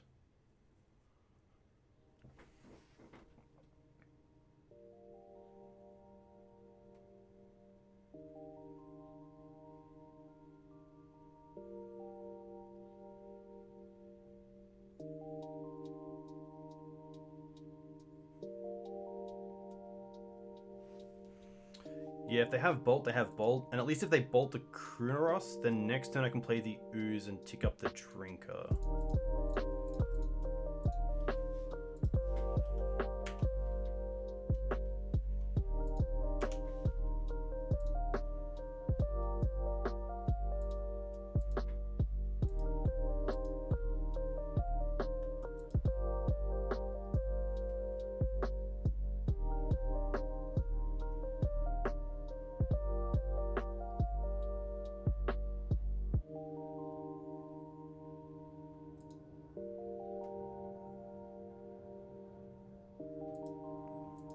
There's their Bolt. Might just be a hand that's too slow. Maybe I should have kept a hand with removal, but...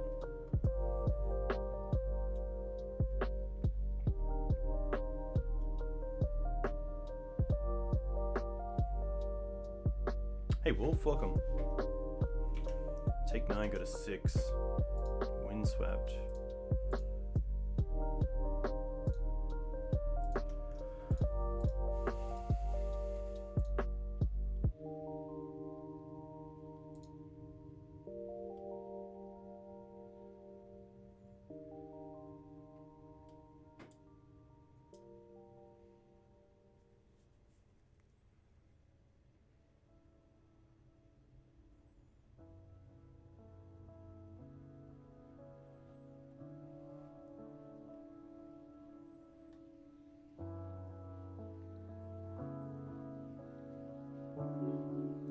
I mean, I kind of have to gain life here with the Scavenging Ooze, which is tough. Because I can only gain 1, go to 7. But then with the Storm Drinker, Storm Entity, it's just so good.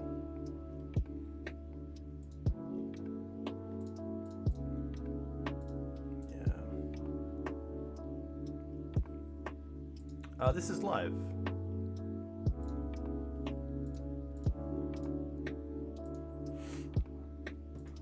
Yeah, even if I survive this turn, it's very tough.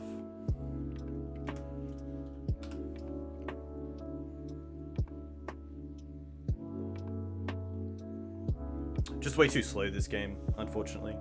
The gut shots are really nice. Huh.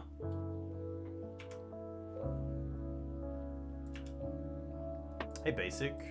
Yeah, just too slow. Storming's really good, especially the gut shots. The gut shots both games on creatures are really nice. Rough. Life's going well. Life's going really well. Hope you're doing well as well. It's obviously pretty tough time for some. But yeah, hopefully you're doing well. How's your weekend been, Gav?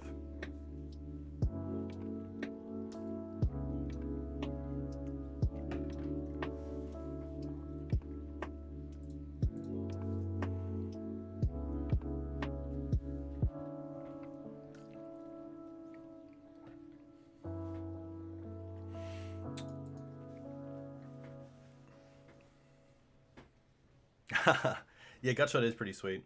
And it seems pretty well positioned against a lot of the creature-based decks, which is pretty awesome. Bit of goblins, bit of elves, a lot of creatures.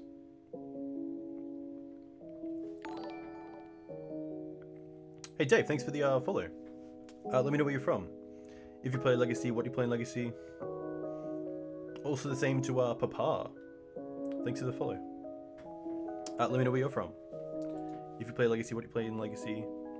I just moved into your house? Very cool, man. Congrats. That's awesome. As in you bought a house or you rented somewhere else?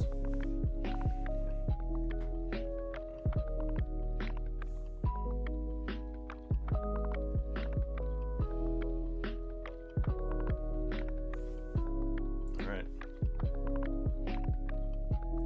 What do I think of Punishing Maverick with that black? I think it's pretty good. I recently did a piece with Mark Strassman talking about Punishing Maverick, which you can find here.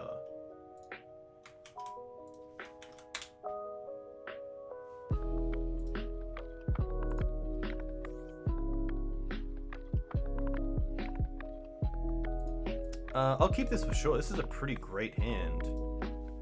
Has a little bit of everything.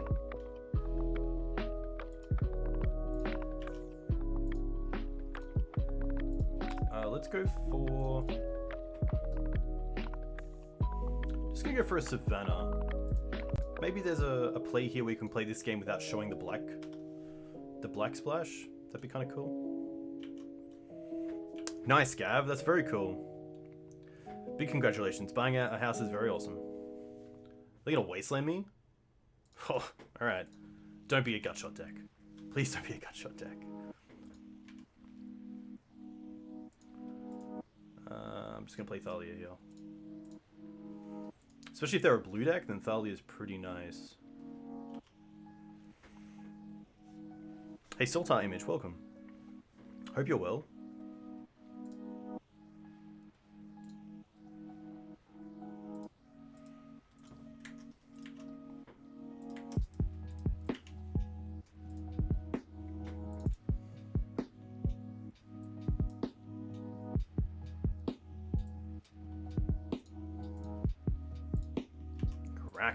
Okay, so this looks like it's just going to be a Death and Taxes deck.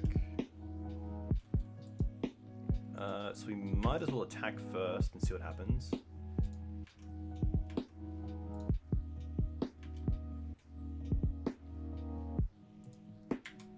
They take it? Interesting.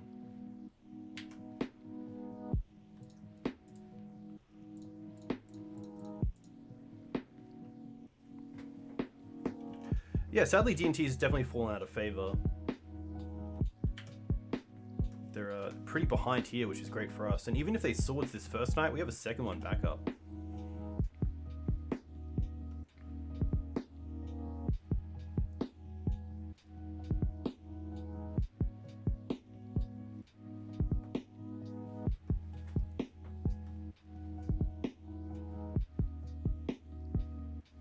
Yes, I am playing the list in the card hoarder thingy. That is correct. Yeah, D&T's tough. It's just kind of, it hasn't really progressed as the rest of the metagame has, which is kind of tough. Oh, this might be Maverick. What's this gonna be?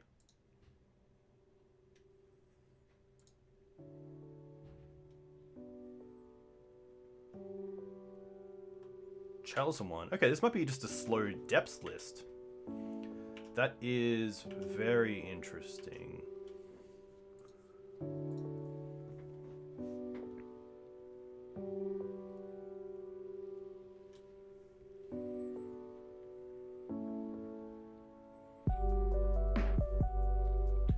What happens if I get Cradle here?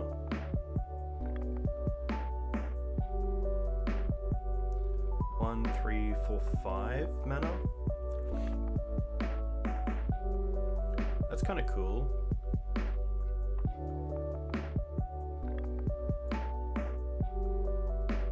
Do I rather that, or do I rather just pressure them? I think here I rather just pressure them. I think I'd rather just play the knight and then attack with this one.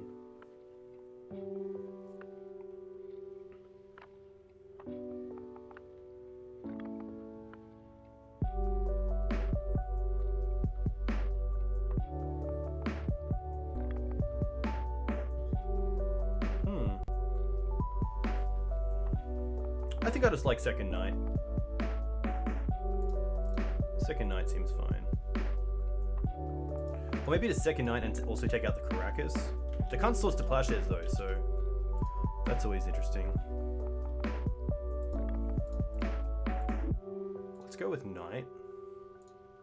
And then I think it is just...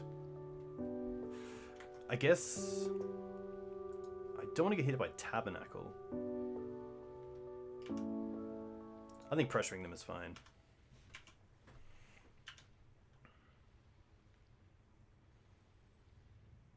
I mean, the worst card they can probably have is Decay, which we don't really care about right now because we have double knight, which is nice.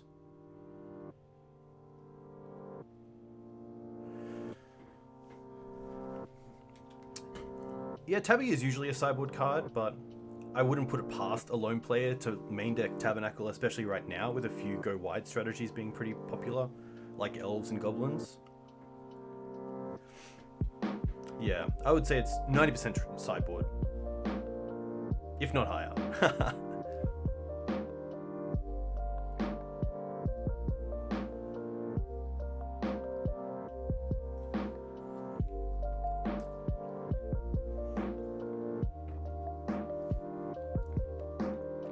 Hey, Connor, what do you feel are some of the weak points of Loam right now?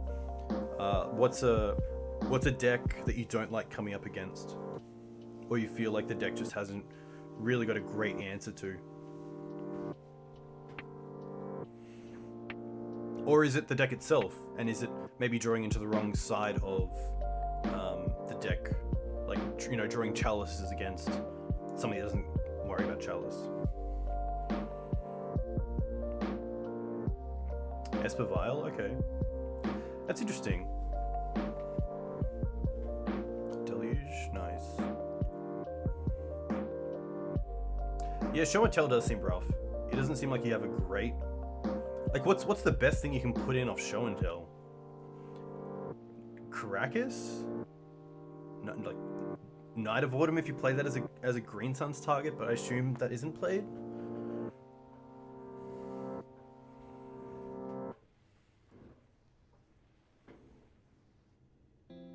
Yeah, Meddling Mage is sweet. I know that Mark is a massive fan of Meddling Mage in 4-color Maverick. Because there are some decks... I really struggle against Doomsday, which I assume Meddling Mage is going to be a great answer to. Because usually you can kind of steal games with it, especially after they've Doomsdayed.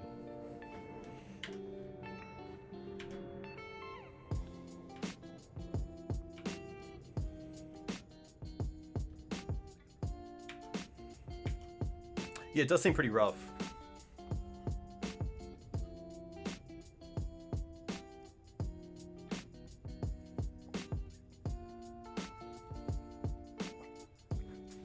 So looking at boarding for this matchup, Forces seem okay, Bog, Ramanap, maybe Soul Guide, because at least it replaces itself, which is nice. Tranquil Thing. This feels like a Loam. Yeah, okay. We actually could have won next turn, even if they didn't have anything, because we could Green Suns for 3 and find Sylvan Safekeeper, and then sack both our lands to make these knights 6/6s, which would be lethal, which is kind of cool. So boarding for Loam.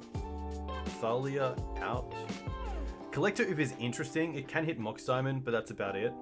I think it's worth having it in case they go for a very aggressive Mox Diamond start. I do like the Bog. I do like the Soul Guide. I do like the Forces, especially with Chalice, Mox Diamond, and Sylvan Library in the deck. I don't mind Knight of Autumn, especially as just a 2-for-1.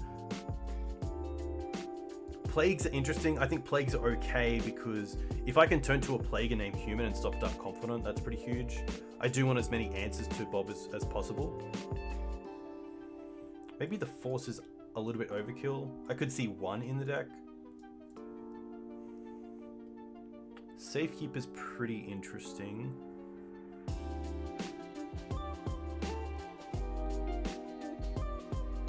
I'm going to take out the Oof. Questing Beast is also interesting. They are running their own Caracas, and I assume they're bringing in Sword Splashes and taking out Chalice.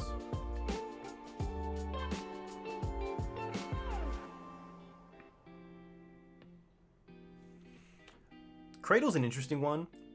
I do feel like 4-color Loam can punish you for going wide. So Cradle isn't always the greatest play. I might actually take that out for this game and then see how they board, and if there is a third game we can readjust.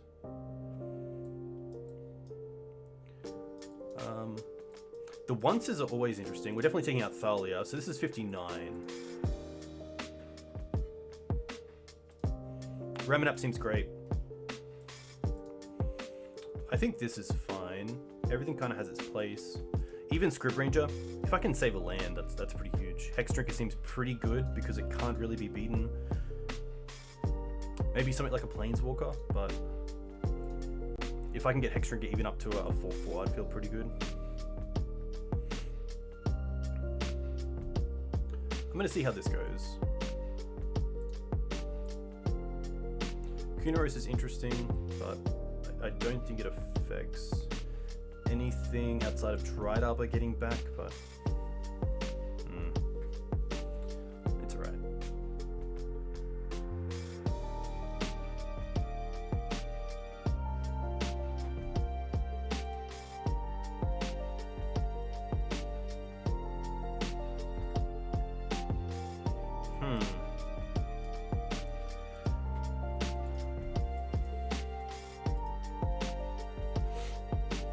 This is probably a mulligan. The Dried Arbor is definitely not a card I want in my opening hand. And here it's only my only white source. Loam is a pretty good deck that can wasteland you out of the game pretty quickly as well, so I think I'm okay with just mulliganing once to hopefully a stronger hand. And this is it, because we can keep this and we can bottom the Dried Arbor. And then we have great turn 2 plays in, if they kept in Chalice, we can hit Chalice. If they play Sylvan Library, we can hit that. If they play Dark Confidant, we can hit that with Plague Engineer. So a few nice plays.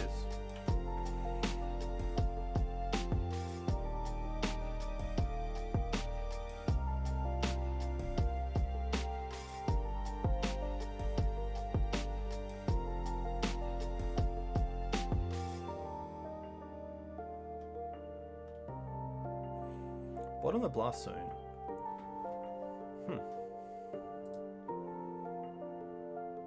Chalice and 1, okay. So they kept in Chalices, interesting. Once. So I can keep this once for now. So let's play Fetch Land Pass. And then I probably want to play another, or find another Fetch Land so I can play around this Wasteland for as long as I need to. Yeah, I thought the Chalice would be taking out. Maybe they're taking a different approach, but yeah, interesting. I think Chalice is a little bit easier for us to play against as well.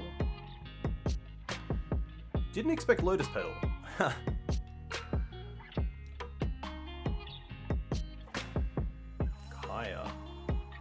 Kaya's pretty good, but it doesn't do anything here, which is nice.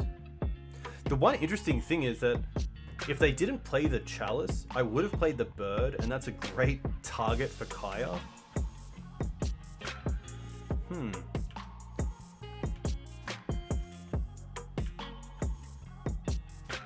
Noble. Alright.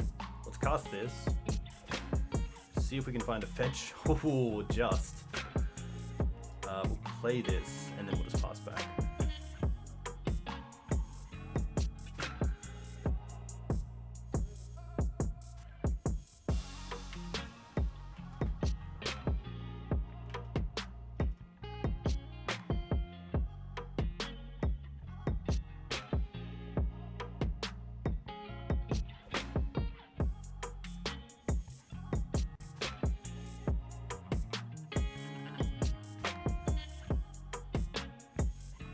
Leo's pretty good.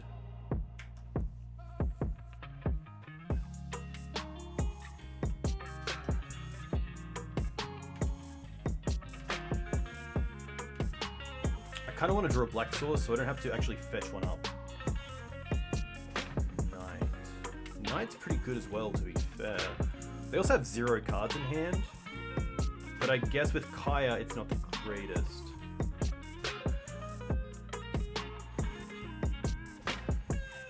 Let's go Savannah, fetch. I'm just gonna get a forest so I can't be double wastelanded if that happens.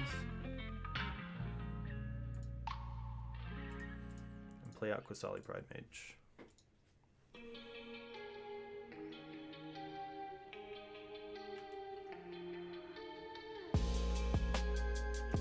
If I can, I probably want to use this Qasali. I guess it depends on how they actually attack this Qasali Pride Mage. Because I might not care about having it. I might not care about blowing it up right now. I might actually want it as a beater for this Kaya, if they do get aggressive with Clearbolt. And if they don't, I probably don't mind returning it to the hand. They probably should have wastelanded first and then exiled both, instead of just exiling the one card.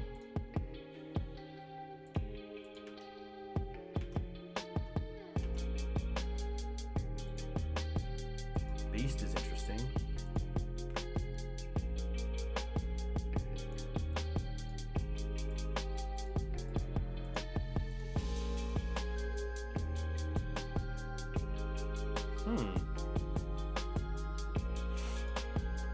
So I also have the play of Engineer on Elf and attack with Qasali.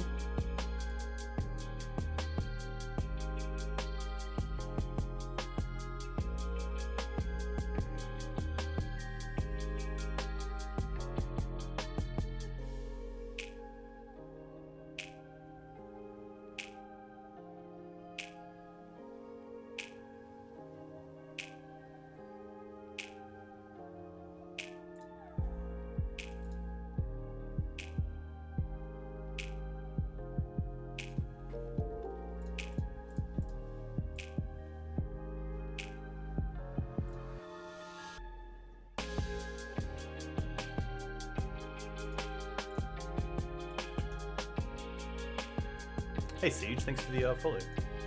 Let me know where you're from. If you play Legacy, what do you play in Legacy?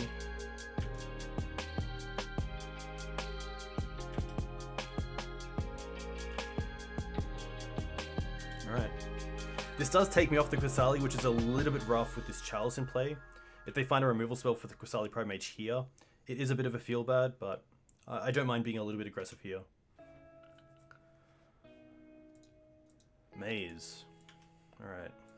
Well, it doesn't stop questing Beast, which is pretty huge. So if we can draw a land here, then that is pretty gas. Oh!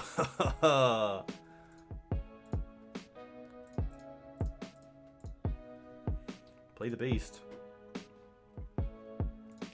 Okay, do I want to swing at everything? I don't think I do. I just want to swing at them.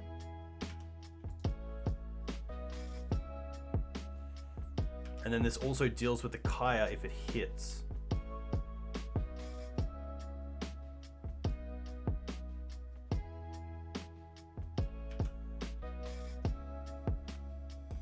They try to maze it. It's not going to do anything, unfortunately. This beast is on a mission. Oh, they get to draw a card because it does target the Kaya. That's pretty interesting. But the Kaya will die here.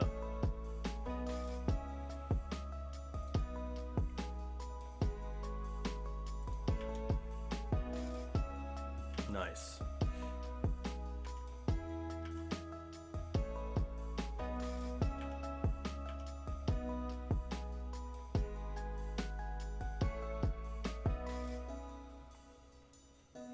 Yeah, I think maybe attacking there was correct with everything, because I think if I trade even the Plague Engineer with another creature, I'm more than fine with that. This feels like an Oko or a Loam.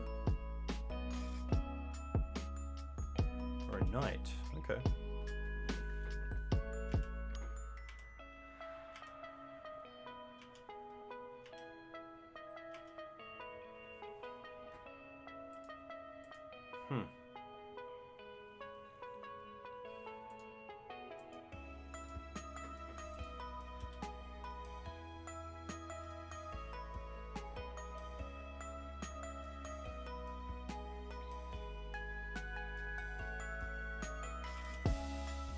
I'm probably okay here with attack.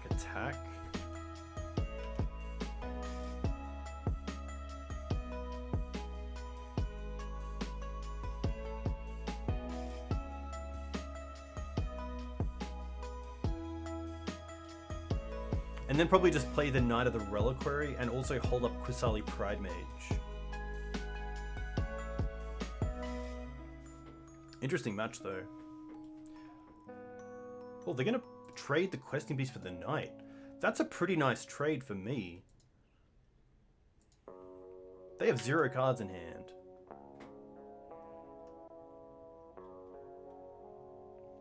And the maze isn't that great because we have the Wasteland. Huh. So now let's just go our own Knight. I kind of want to save this Knight of Autumn for something a little bit better than the Chalice, like a Sylvan Library.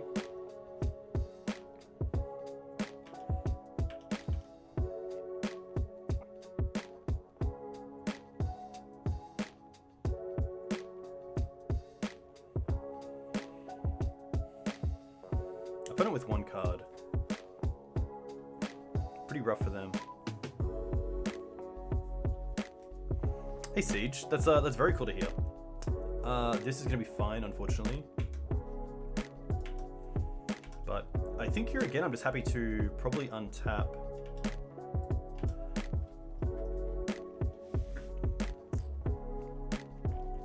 Hey Matt, a huge thank you for the Twitch Prime sub. That is very cool. Very, very nice. Ooh, Wasteland's pretty cool. Huh. Kind of want to return this Leovold here, just so that then I can Wasteland them pretty efficiently, and also deal with the Chalice. So if we go return this, they draw a card. A huge thank you, man. That's really cool. I hope you're still doing well with work.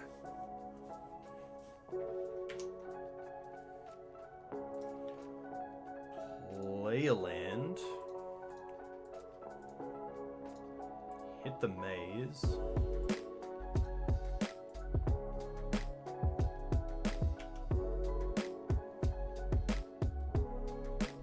Attack for 3. And then post-combat probably just blow up the Chalice and play the Noble.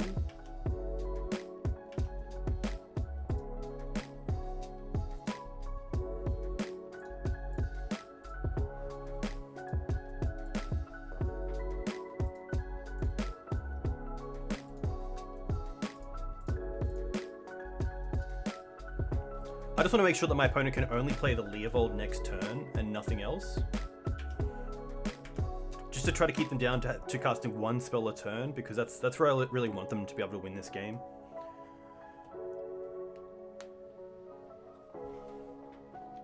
Yeah, it's interesting that they traded the Knight, because I assume they had Karakas in the deck, which they could use to actually just kind of keep the questing beast at bay.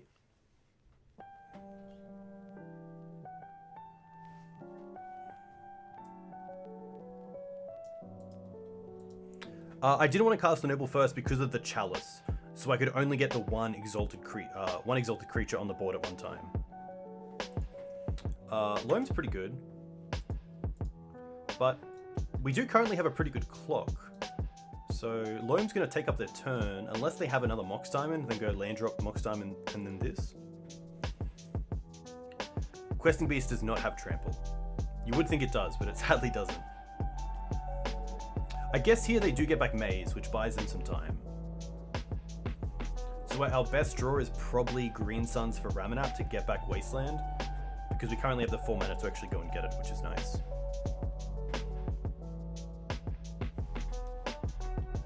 They're gonna play Wasteland. Okay. That's pretty interesting.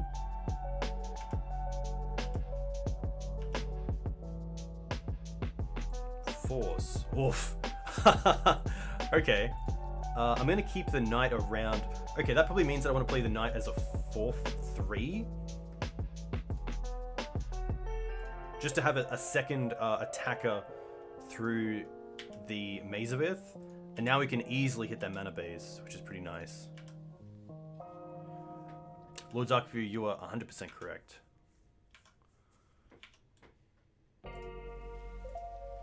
Cast this, hit these two, get rid of this Birds of Paradise. pretty nice.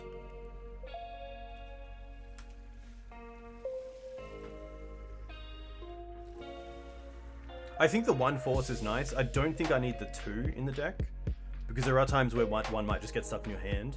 And at least having 1 in the deck gives you enough time to draw into it where your opponent most likely has 2 pieces of interaction in play.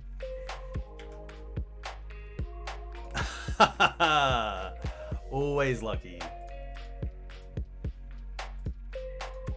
That's pretty rough. Yeah, I'm sorry. The 1 draw. They aren't dead, but it's pretty rough.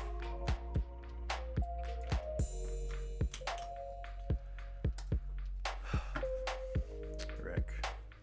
Yeah, I think our opponent was pretty unfortunate there. So interesting that they kept him in the Chalice, because the Kaya there would have been exceptional to just keep attacking our mana base in Mana Dorks.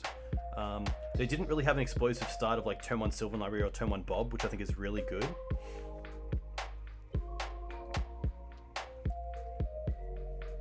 Yeah, I didn't think it really mattered, but I really just wanted to make sure that I could get them down to 1, because it also turns off fetch lands. Yeah. I know they're off most of their Mox Diamonds, so I don't think they're getting a Leovold or any creature into play next turn anyway. And by then they only have 1 blocker, or 1 maze, so putting them to 1 is pretty nice.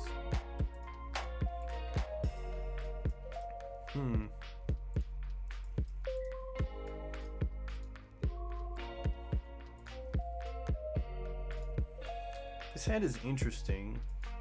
The tough thing with Maverick and Green Sun's decks is that you do have opening hands with the silver bullets in them. And for all we know, we could be against a deck that doesn't actually care about the graveyard or care about artifacts or enchantments. And Planeswalkers can be a little bit slow, especially when we don't have a mana dog for turn 2. So I am going to mulligan this hand. It's definitely very interesting, but I don't think it really has a great plan from the get-go. I want to have like turn 1 Noble Hierarch and then turn 2 Thalia or Knight. And this is actually a lot better because we have the Acceleration and Green Suns, we then have Sylvan Library and then Knight. So I think the card here that I want to drop is the Vraska.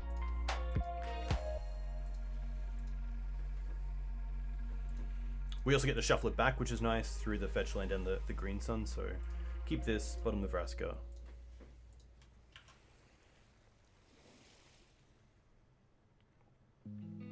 Not too sure what my opponent is on.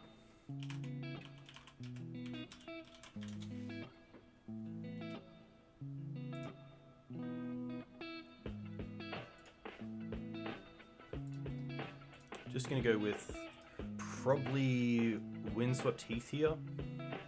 Oh yeah, Savannah into Dryad Arbor.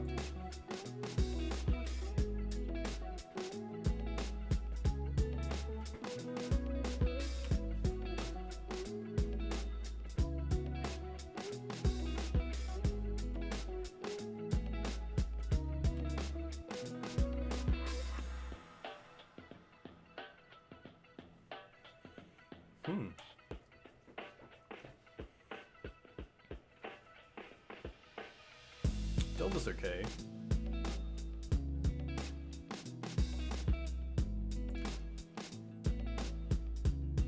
Verdant.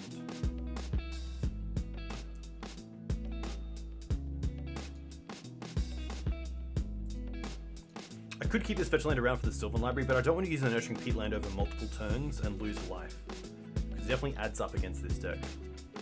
So I am going to get a Black Source. I'm going to cast this Sylvan Library around Days first.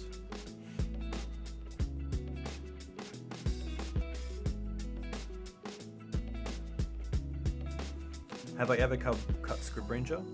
I have before. You could cut it in this version because I'm actually not running Mother of Runes. So you only really have the Knights to deal with. One thing I'm doing here is just being pretty patient with the swords. I really want to play around their soft counter in Days, so I'm pretty happy to untap here and just swords in my turn.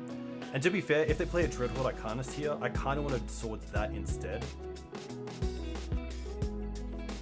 But yeah, I think Scrib you could definitely cut. It's not one of the main silver bullets. It's just a really fun deck to play, fun card to play around with. but it does have upsides. Like against a Delver, it does have Pro Blue, of course. You can save lands from it. You can get multiple activations of the night, but yeah, it's an interesting card. I think because it's just so cheap as well in paper, it's like I guess it's still like a $5 card because of modern, but yeah, I'm usually okay with it. They shuffle the first Ponder? Okay. Oh, they choose not to shuffle. Force in their turn because of Force Negation. I think what I'll do is just force in their upkeep. I might even see what they show off the Ponder. Oh, but they chose to shuffle, so that's pretty interesting.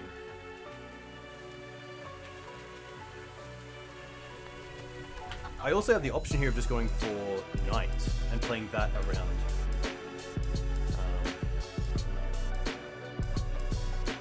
Days as well, which is pretty nice. Huh.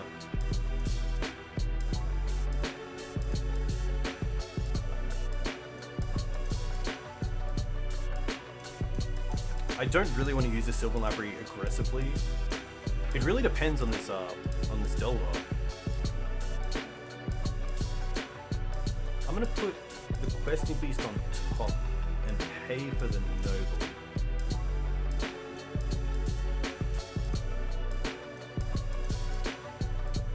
It has 6 cards.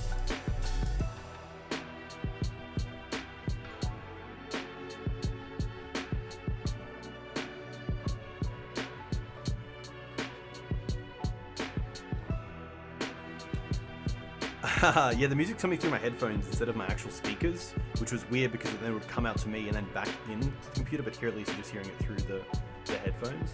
I'm going to pay for the Noble. We're going to play a land. We're going to play the Knight.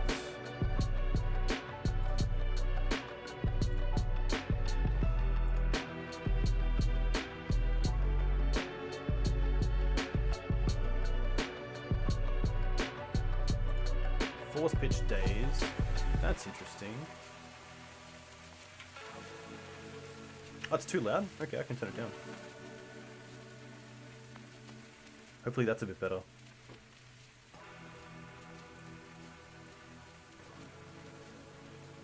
Now I'm pretty happy just to play the Noble and pass.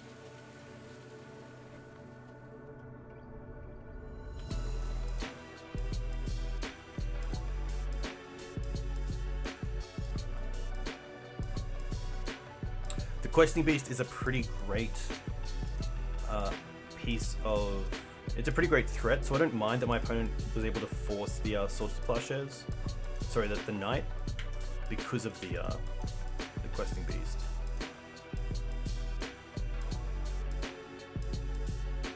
Dreadhoard's fine.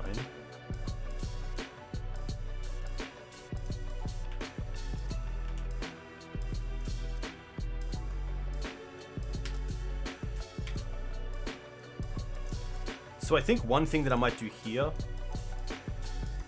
is before the Sylvan Library trigger, I'm going to Swords both of these threats. So I have a better idea of what, how much I can actually, how aggressive I can be with this.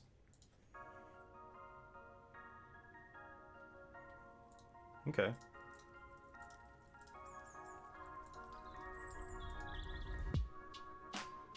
Okay, nice.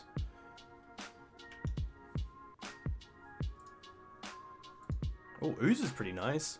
We know they have a Bolt, but I'm probably more happy for the Bolt to go at the Ooze than at me. So let's go put on top, and just play the Ooze and pass.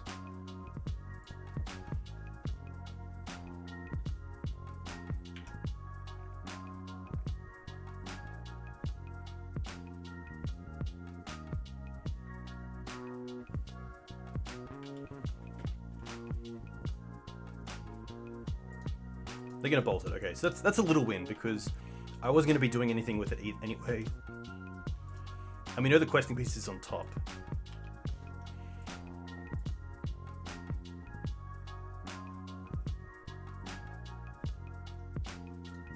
No backup, okay.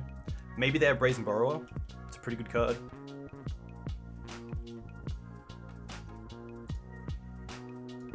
Another library, okay. Put on top and put on top Play Beast. Does it hit? Oh, it does. I believe this is blue-red, but I could be very wrong. We haven't seen green yet. Seeing 3 Volks doesn't say anything either, because most decks play 3 Volks and 3 Chops, or just 3 Volks and then like Island, Mountain. I do want to see if we can see if they have a... I guess if they get a basic, we know. Because most rug decks don't. I know there's some rug decks that run the 1 snow-covered island, but the majority that I have run into don't play the basic.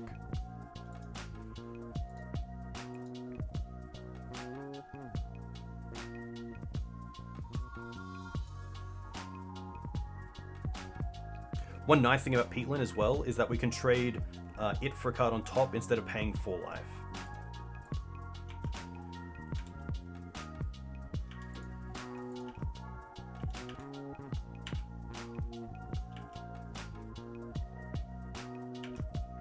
Alright, we know about this land, we know about Sylvan Library, and Vraska. Interesting.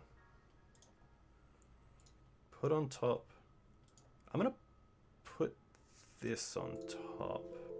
I'm going to attack first and see what they do.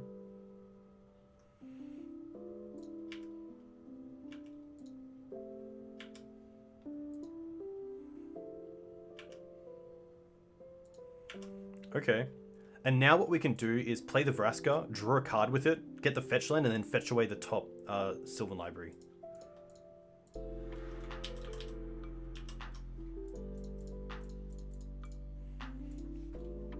They don't have Hardcast Force up yet either. I'm going to get rid of the Dryad Arbor. They're just going to concede. Okay. It is a pretty tough spot for them to come back on. But we didn't see this, which is rough. I'm going to say they're not rug, but to be fair, I probably wouldn't sideboard too differently between the two. I think it's these 3 that I want. I want to take out this. I want to take out this. Probably the Vraska. Just a little bit too top heavy, especially on the draw. Hey Rain, hope you're well. Hope you're having a nice weekend.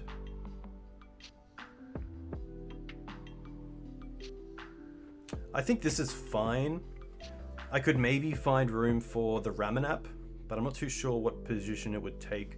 I did take out one of the Thalias on the draw against the other decks. Yeah, at least between Rug and New Red, there's not too much difference between how I would board. Choke's still great against them both, and we know that Dreadhorde Arcanus is in this list, so Kunaros is pretty sweet.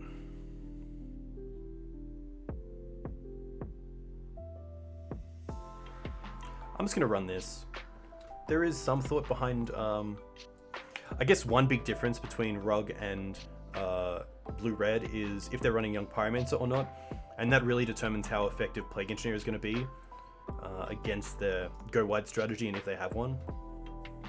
Plague's not the worst because you can name... I think it's Wizard that takes care of both Arcanus as an O2 and a non-flip Delver. But the question is, do I want to play Ramanap? It is pretty nice because it gives you some insulation from getting Wasteland out of the game, but I don't think it's worth it in this matchup. I could take out second Library. The only issue that I have with that is that I love seeing Library, and I want to see it as much as possible.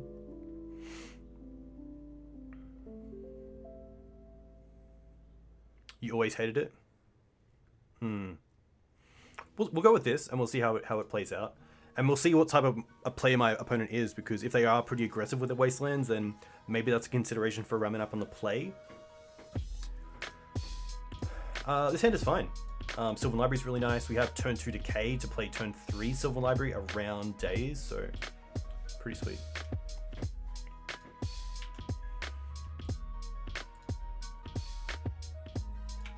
Okay.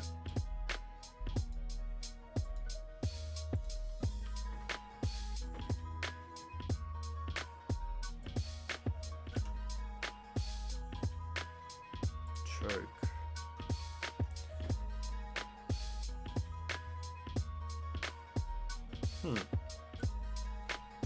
I'm probably happy just fetching up a basic here Just a basic forest, so it can't be wastelanded. The verdant's pretty nice with the Sylvan Library, but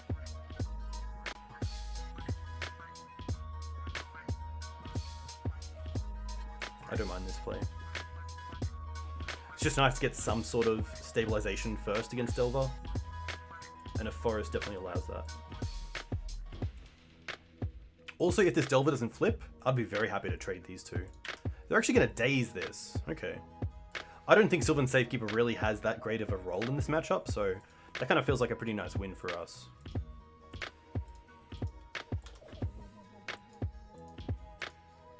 No flip. Okay.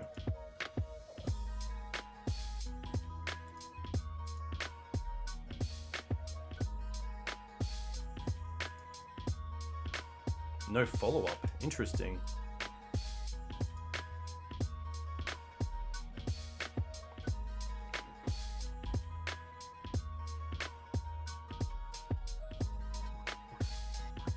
I'm okay with Bayou Pass. I could wasteland my opponent, but I do want to keep this threat they have currently off the board.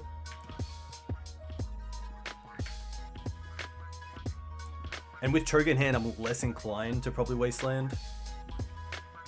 See what they flip. It's a Chain Lightning. Okay.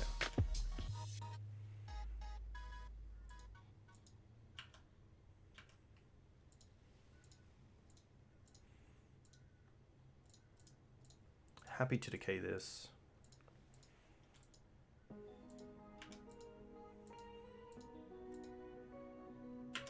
Oh, are they on?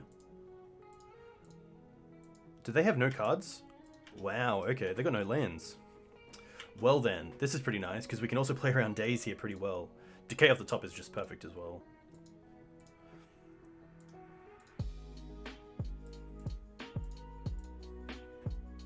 I like this play over the choke because it allows me to start getting ahead as well. Sylvan Library is just so hard for them to deal with outside of maybe bounce with Brazen Borrower. And the no flip there also means this knight coming down is going to be a 3/3.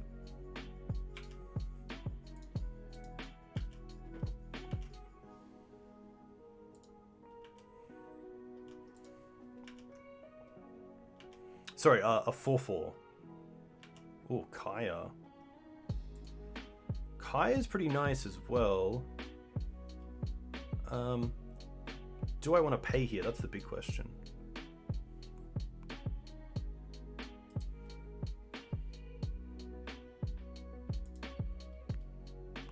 Probably not. I'm at 15. I could go to 11. They currently have 0 in hand, to be fair. Yeah, okay. Let's go, I'm gonna pay for this. Put this on top. And now I'm pretty happy to see if just the knight resolves to get some pressure on board. Yeah, Kai is a very cool card to play against. This is kind of the force check. We do have a second one, so this isn't the worst. And at least now, if Kai comes down, I can start exiling things that maybe Arcanist can hit. Or if they play a Delver, we can take care of that.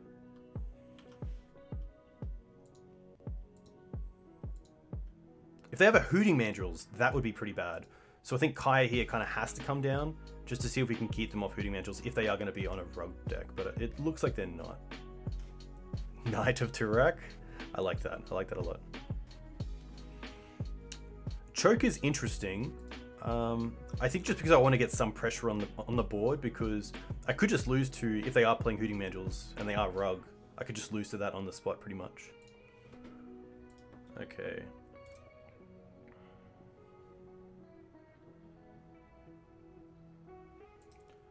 Put on top, put on top. Kaya.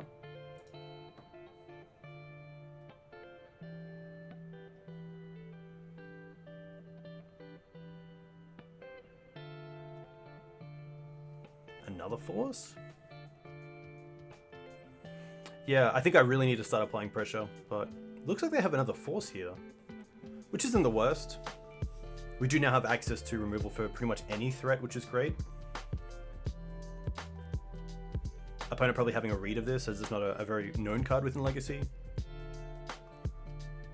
Yeah, they're going to force it, pitching a Daze. Alright.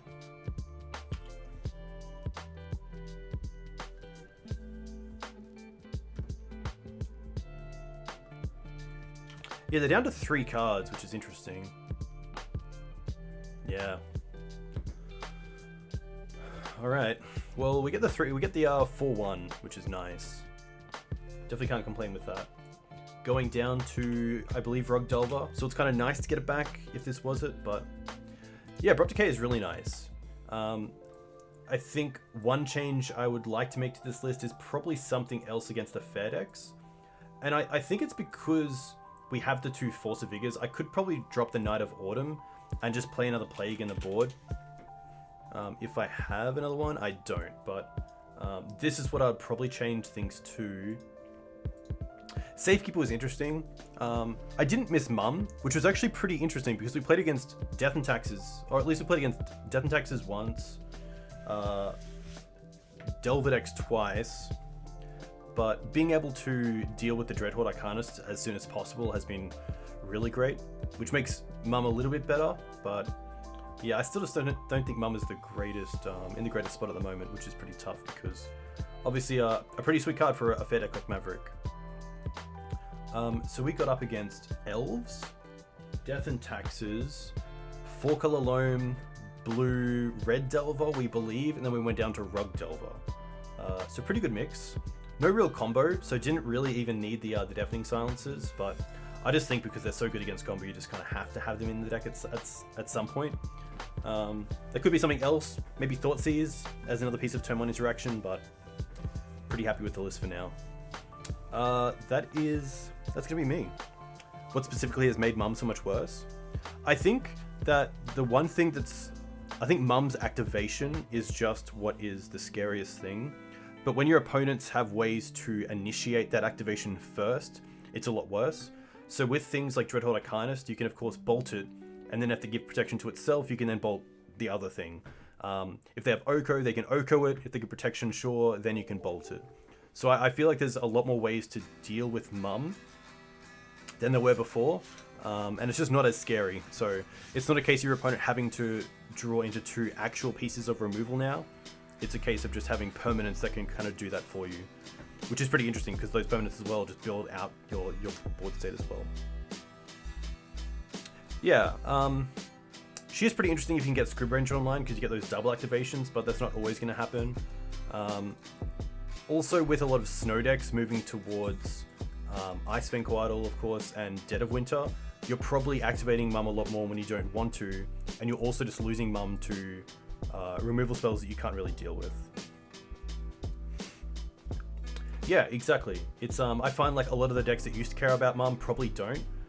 It's pretty rough when you do start on like a Mum start with Maverick against kind of the mirror, and you go like turn 1 Mum into turn 2 Thalia, and they go turn 3 Plague Engineer, and you're like, well, that was pretty rough. But yeah, I think there will be a case for Mum again, but right now that isn't really happening. Yeah, so the Sylvan Safekeeper's in the deck because I did want to have at least one piece of protection in the deck, and at least with Sylvan Safekeeper, you can use it multiple times. It is a Green Sun's target, so you effectively have 5 versions in the deck, which is cool. And there have been games, especially on stream, where we have just won the game because our opponent has made a mistake where they haven't actually taken Knight of the Reliquary into consideration, where we can actually just sack all our lands and then just attack for lethal when they might not have thought we could have, which is pretty nice. And you know, even in the decks where it's not the greatest, like that match just then against Delver, they dazed it, which is just huge because it puts them back. We don't really care about the Safekeeper, but yeah, I think it's been really nice. The only issue that I have with Safekeeper is that because it's still a human, it doesn't stop the Plague Engineer downside, and it also doesn't really do anything different against Dead of Winter or Supreme Verdict, which is pretty tough. But I have seen some people also playing around with Sanctum Prelate in the main deck and sideboard to stop cards like Oko, Teferi, Dead of Winter. But it's just a case of there's so many multicolored decks now with removal at each point. So at 1 CMC they have Swords to Plowshares or Bolt. At 2 CMC they have things like Drown in the Lock or Abrupt Decay. At 3 they have like Teferi, Oko, or Dead of Winter. They might play Supreme Verdict in the 75, but yeah, I think Sylvan Safekeeper is just nice to have in the deck. For some of the decks that want to get rid of collector oof or want to get rid of, you know, Thalia. It's kind of, yeah, it's been pretty cool. It's also nice with Hex Drinker, which is nice because you can protect it as well, even if you're trying to go off with your lands, which is sweet. Yeah, it's unfortunate. Prelate just isn't in the greatest spot, but Hex Drink has been really solid. Even against the decks that have a lot of interaction at instant speed, you're just trying to make them have it. And if they don't have it, you usually win the game off Hex Drinker. There's been a few where we've just ticked it up to 3, and it's been a godsend. We can actually do that on turn 2 as well. If you go turn 1 Noble Hierarch off a Savannah, and then turn 2 you draw Cradle, you can play the Hex Drinker off the Noble Hierarch, and then you have 3 mana available to tick it up straight away to a 4/4, which is pretty awesome. And it's something that most of the decks have, which is kind of cool, so that's pretty sweet. A huge thank you to you guys for coming and watching. If you want to follow me on Twitch, you will get notifications when I go live, which is usually on Thursday nights at 7:30 p.m. Australian Eastern Standard Time, and then around 10 or 11 a.m. on Sundays, which is pretty sweet. I usually play Maverick. I do have some other decks that I tend to play when I feel like it. I think I might be going back to try some variant of Green-White Depths, which is a pretty sweet deck. I might have an old version here, which most of you might be well known. You might know the Green-Black variant of Dark Depths, but this is a white variant that I really like. It's a little bit like Maverick. It grinds pretty well, and there's some changes here that I can make. Like if I'm playing Dry Ant, I can probably just play a Field of the Dead, probably play like a Temple Garden and a few other things. But yeah, Bant Depths is another deck that I want to build, because I'm sure there's a list there somewhere with really cool. And you also get Uro, which is sweet, which is a threat you can get back from Life in the Loam, which is pretty cool. Anyway, if you want to find me on YouTube, you can find all my videos and recordings here. If you want to find me on Twitter, you can find me on Twitter here. You can, of course, find me at thegreensunzenith.com. Yeah, I think I will get onto Jono again and see if he wants to do a collab stream, because he's a very good depths player, and it would be pretty fun to play. I'm going to send you guys over to the Legacy Pit because they are good people. And obviously, Legacy is where it's at. So let's go raid the Legacy Pit. A huge thank you once again to those who resubbed, to those who came in and just to show your support through a follow. It's really appreciated. I do have some goals myself, so it is always a pleasure. Nice to get another 4-1. That 5-0 isn't far away, hopefully. Enjoy your weekends. I'll see you again. Thanks everyone for coming in and hanging out. Cheers. Thanks, Al. You too.